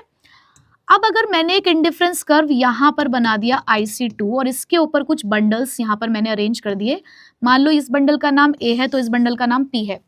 अब मैं पूछूं कि आप बजट साइड में रखो, कौन सा बंडल आपको ज्यादा लेवल ऑफ सेटिस्फैक्शन देगा, हमारा आंसर होगा P। क्यों, क्योंकि P एक ऐसा बंडल होगा जो आप तभी खरीद सकते हो जब आपकी इनकम बड़ी होगी, और जितनी ज्यादा इनकम उतनी ज्यादा क्वांटिटी मिलेगी, और जितनी ज्यादा क्वांटिटी मिलेगी आपको उतना ही तो लेवल ऑफ सेटिस्फैक्शन मिलेगा। तो इसीलिए इसकी ये प्रॉपर्टी आती है कि higher the level of indifference curve higher the level of satisfaction. तो जैसे जैसे आप इंडिफरेंस कर्व में आगे बढ़ते जाएंगे आपका सेटिस्फैक्शन का लेवल भी बढ़ता चला जाता है, ठीक है। उसके बाद लास्ट प्रॉपर्टी इसकी, दो इंडिफरेंस कर्व कभी भी आपस में एक दूसरे को इंटरसेक्ट नहीं कर सकते, ये कॉन्ट्राडिक्टरी सिचुएशन है। क्यों, दो इंडिफरेंस कर्व के इंटरसेक्ट करने का पहली बात तो मतलब ये है कि आप इस सिचुएशन में हो, ठीक है, जब इंटरसेक्ट करेंगे तो एक पॉइंट सेम आएगा। अब भाई देखो, मान लो एक पॉइंट यहाँ है A, एक पॉइंट यहाँ पर है B, और ये पॉइंट है आपका C, ठीक है। A और B का लेवल ऑफ सेटिस्फैक्शन अलग अलग है, बट C पॉइंट जो कि दोनों ही कर्व्स में कॉमन है, आप कह रहे हो कि वो इक्वल लेवल ऑफ सेटिस्फैक्शन देगा। देखो A जो है, A और C सेम कर्व पे आ रहे हैं, ये IC1 है और मान लो ये IC2 है, ठीक है। A और C क्योंकि सेम उस पे हैं तो भाई ये तो सेम लेवल ऑफ सेटिस्फैक्शन देते होंगे। इसी तरीके से B और C भी तो सेम ही कर्व पे माने जा रहे हैं तो ये भी सेम लेवल ऑफ सेटिस्फैक्शन देते होंगे। बट A और B तो अलग अलग इंडिफरेंस कर्व पे हैं, तो क्या ये सेम लेवल ऑफ सेटिस्फैक्शन देते होंगे? नहीं। अभी तो हमने तीसरी प्रॉपर्टी पढ़ी, higher the indifference curve higher the level of satisfaction, तो ये तो पॉसिबल ही नहीं है। तो ये हमारी डेफिनेशन को कॉन्ट्राडिक्ट कर रहा है, ये हमारी प्रॉपर्टी को कॉन्ट्राडिक्ट कर रहा है। तो इस वजह से दो इंडिफरेंस कर्व कभी भी आपके इंटरसेक्ट नहीं कर सकते। ठीक है, चलो ये सारी बातें हम लोगों ने समझ ली हैं। अब आईसी कर्व के मुद्दे पर आते हैं कि कैसे कंज्यूमर इक्विलिब्रियम यहाँ पर डिफाइन किया जाता है। ठीक है, तो अब यहाँ पर उन्होंने बोला कि कभी भी अगर आपको इंडिफरेंस कर्व से कंज्यूमर इक्विलिब्रियम डिफाइन करना है तो आप क्या कहेंगे, that it is a state where the consumer gets the maximum satisfaction. ये एक ऐसी पोजीशन है जहां हमारे कंज्यूमर को मैक्सिमम सेटिस्फैक्शन मिल रहा है गिवन इनकम और प्राइस के साथ, और वो चेंज नहीं करना चाहता अपना कंजप्शन बंडल। बट ऐसा होगा कब, वो कौन सी कंडीशन सेटिस्फाई करनी पड़ेंगी जिससे हम इस चीज को कह सकते हैं कि हमारा कंज्यूमर इक्विलिब्रियम में है। बट कंडीशन जानने से पहले हम अजम्पशन जान लेते हैं। कंज्यूमर रेशनल है, यूटिलिटी को अब हम रैंक कर रहे हैं, मोनोटोनिक प्रेफरेंस है यानी कि मोर ही हम यहाँ पर प्रेफर करेंगे, प्राइसेस और इनकम गिवन मान के चल रहे हैं, कंज्यूमर कम से कम 2 गुड्स यहाँ पर कंज्यूम कर रहा है। ठीक है, अब कंडीशन क्या है, कंडीशन है कि marginal rate of substitution MRE के बराबर होना चाहिए। मतलब कि marginal rate of substitution PX upon में PY के बराबर होना चाहिए। और ये सीधी सी बात जो है वो क्या कहती है कि आपका जो इंडिफरेंस कर्व है वो टेंजेंट होना चाहिए टू दी बजट लाइन। ये क्या है, ये क्या कहता है, ग्राफिकली आपका जो इंडिफरेंस कर्व है वो क्या होना चाहिए, tangent to the budget line. अब टेंजेंट का मतलब क्या होता है कि मान लो ये एक लाइन है और हमारे इंडिफरेंस कर्व, कोई भी कर्व अगर किसी भी लाइन को किसी एक पॉइंट पर टच करता है, कभी मैथ्स में पढ़ा होगा आपने, कोई भी पॉइंट अगर किसी भी लाइन को किसी एक पॉइंट पर टच करता है तो उसे टेंजेंट कहते हैं। तो वो ये कह रहे हैं कि आपका इंडिफरेंस कर्व बजट लाइन को जिस पॉइंट पर टच करेगा, किसी जिस एक पॉइंट पर टच करेगा, हमारा कंज्यूमर उसी पॉइंट पर इक्विलिब्रियम में होगा। बट दूसरी कंडीशन भी साथ में चाहिए कि आईसी उस पॉइंट पे कॉन्वेक्स होना चाहिए। अब ये नहीं कि टच किसी भी तरीके से कर रहा है, उसकी कोई भी शेप है, अगर मान लो कॉन्वेक्स की शेप है और ऐसे टच कर रहा है तो भी क्या इंडिफरेंस कर्व के हेल्प से इक्विलिब्रियम में है, नहीं, शेप कॉन्वेक्स होनी चाहिए। और वो कब होगी, जब marginal rate of substitution diminish होगा। तो सिंपल सी 2 कंडीशन है, MRS PX अपॉन PY के बराबर होना चाहिए और आपका जो मार्जिनल रेट ऑफ सब्स्टिट्यूशन है वो डिक्लाइन करे। ठीक है, ये तो हमारी 2 कंडीशन हो गई इस तरीके से जो हम लिख रहे हैं। ग्राफिकली अगर हम इसको देखेंगे तो कैसे देखेंगे, इंडिफरेंस कर्व जो है वो टेंजेंट होना चाहिए टू दी बजट लाइन और कॉन्वेक्स टू दी ओरिजिन होना चाहिए। ठीक है, तो देखो जरा अब इसको ग्राफिकली अगर मैं आपको दिखाऊं तो ये है आपका प्रॉपर ग्राफ जो आपको बनाकर आना है यहाँ पर, कि ये आपकी बजट लाइन हो गई, आपका इंडिफरेंस कर्व आपके बजट लाइन को इस ई पॉइंट पर टच कर रहा है and this is the point of equilibrium, क्योंकि यहाँ पर दोनों कंडीशन सेटिस्फाई हो रही हैं।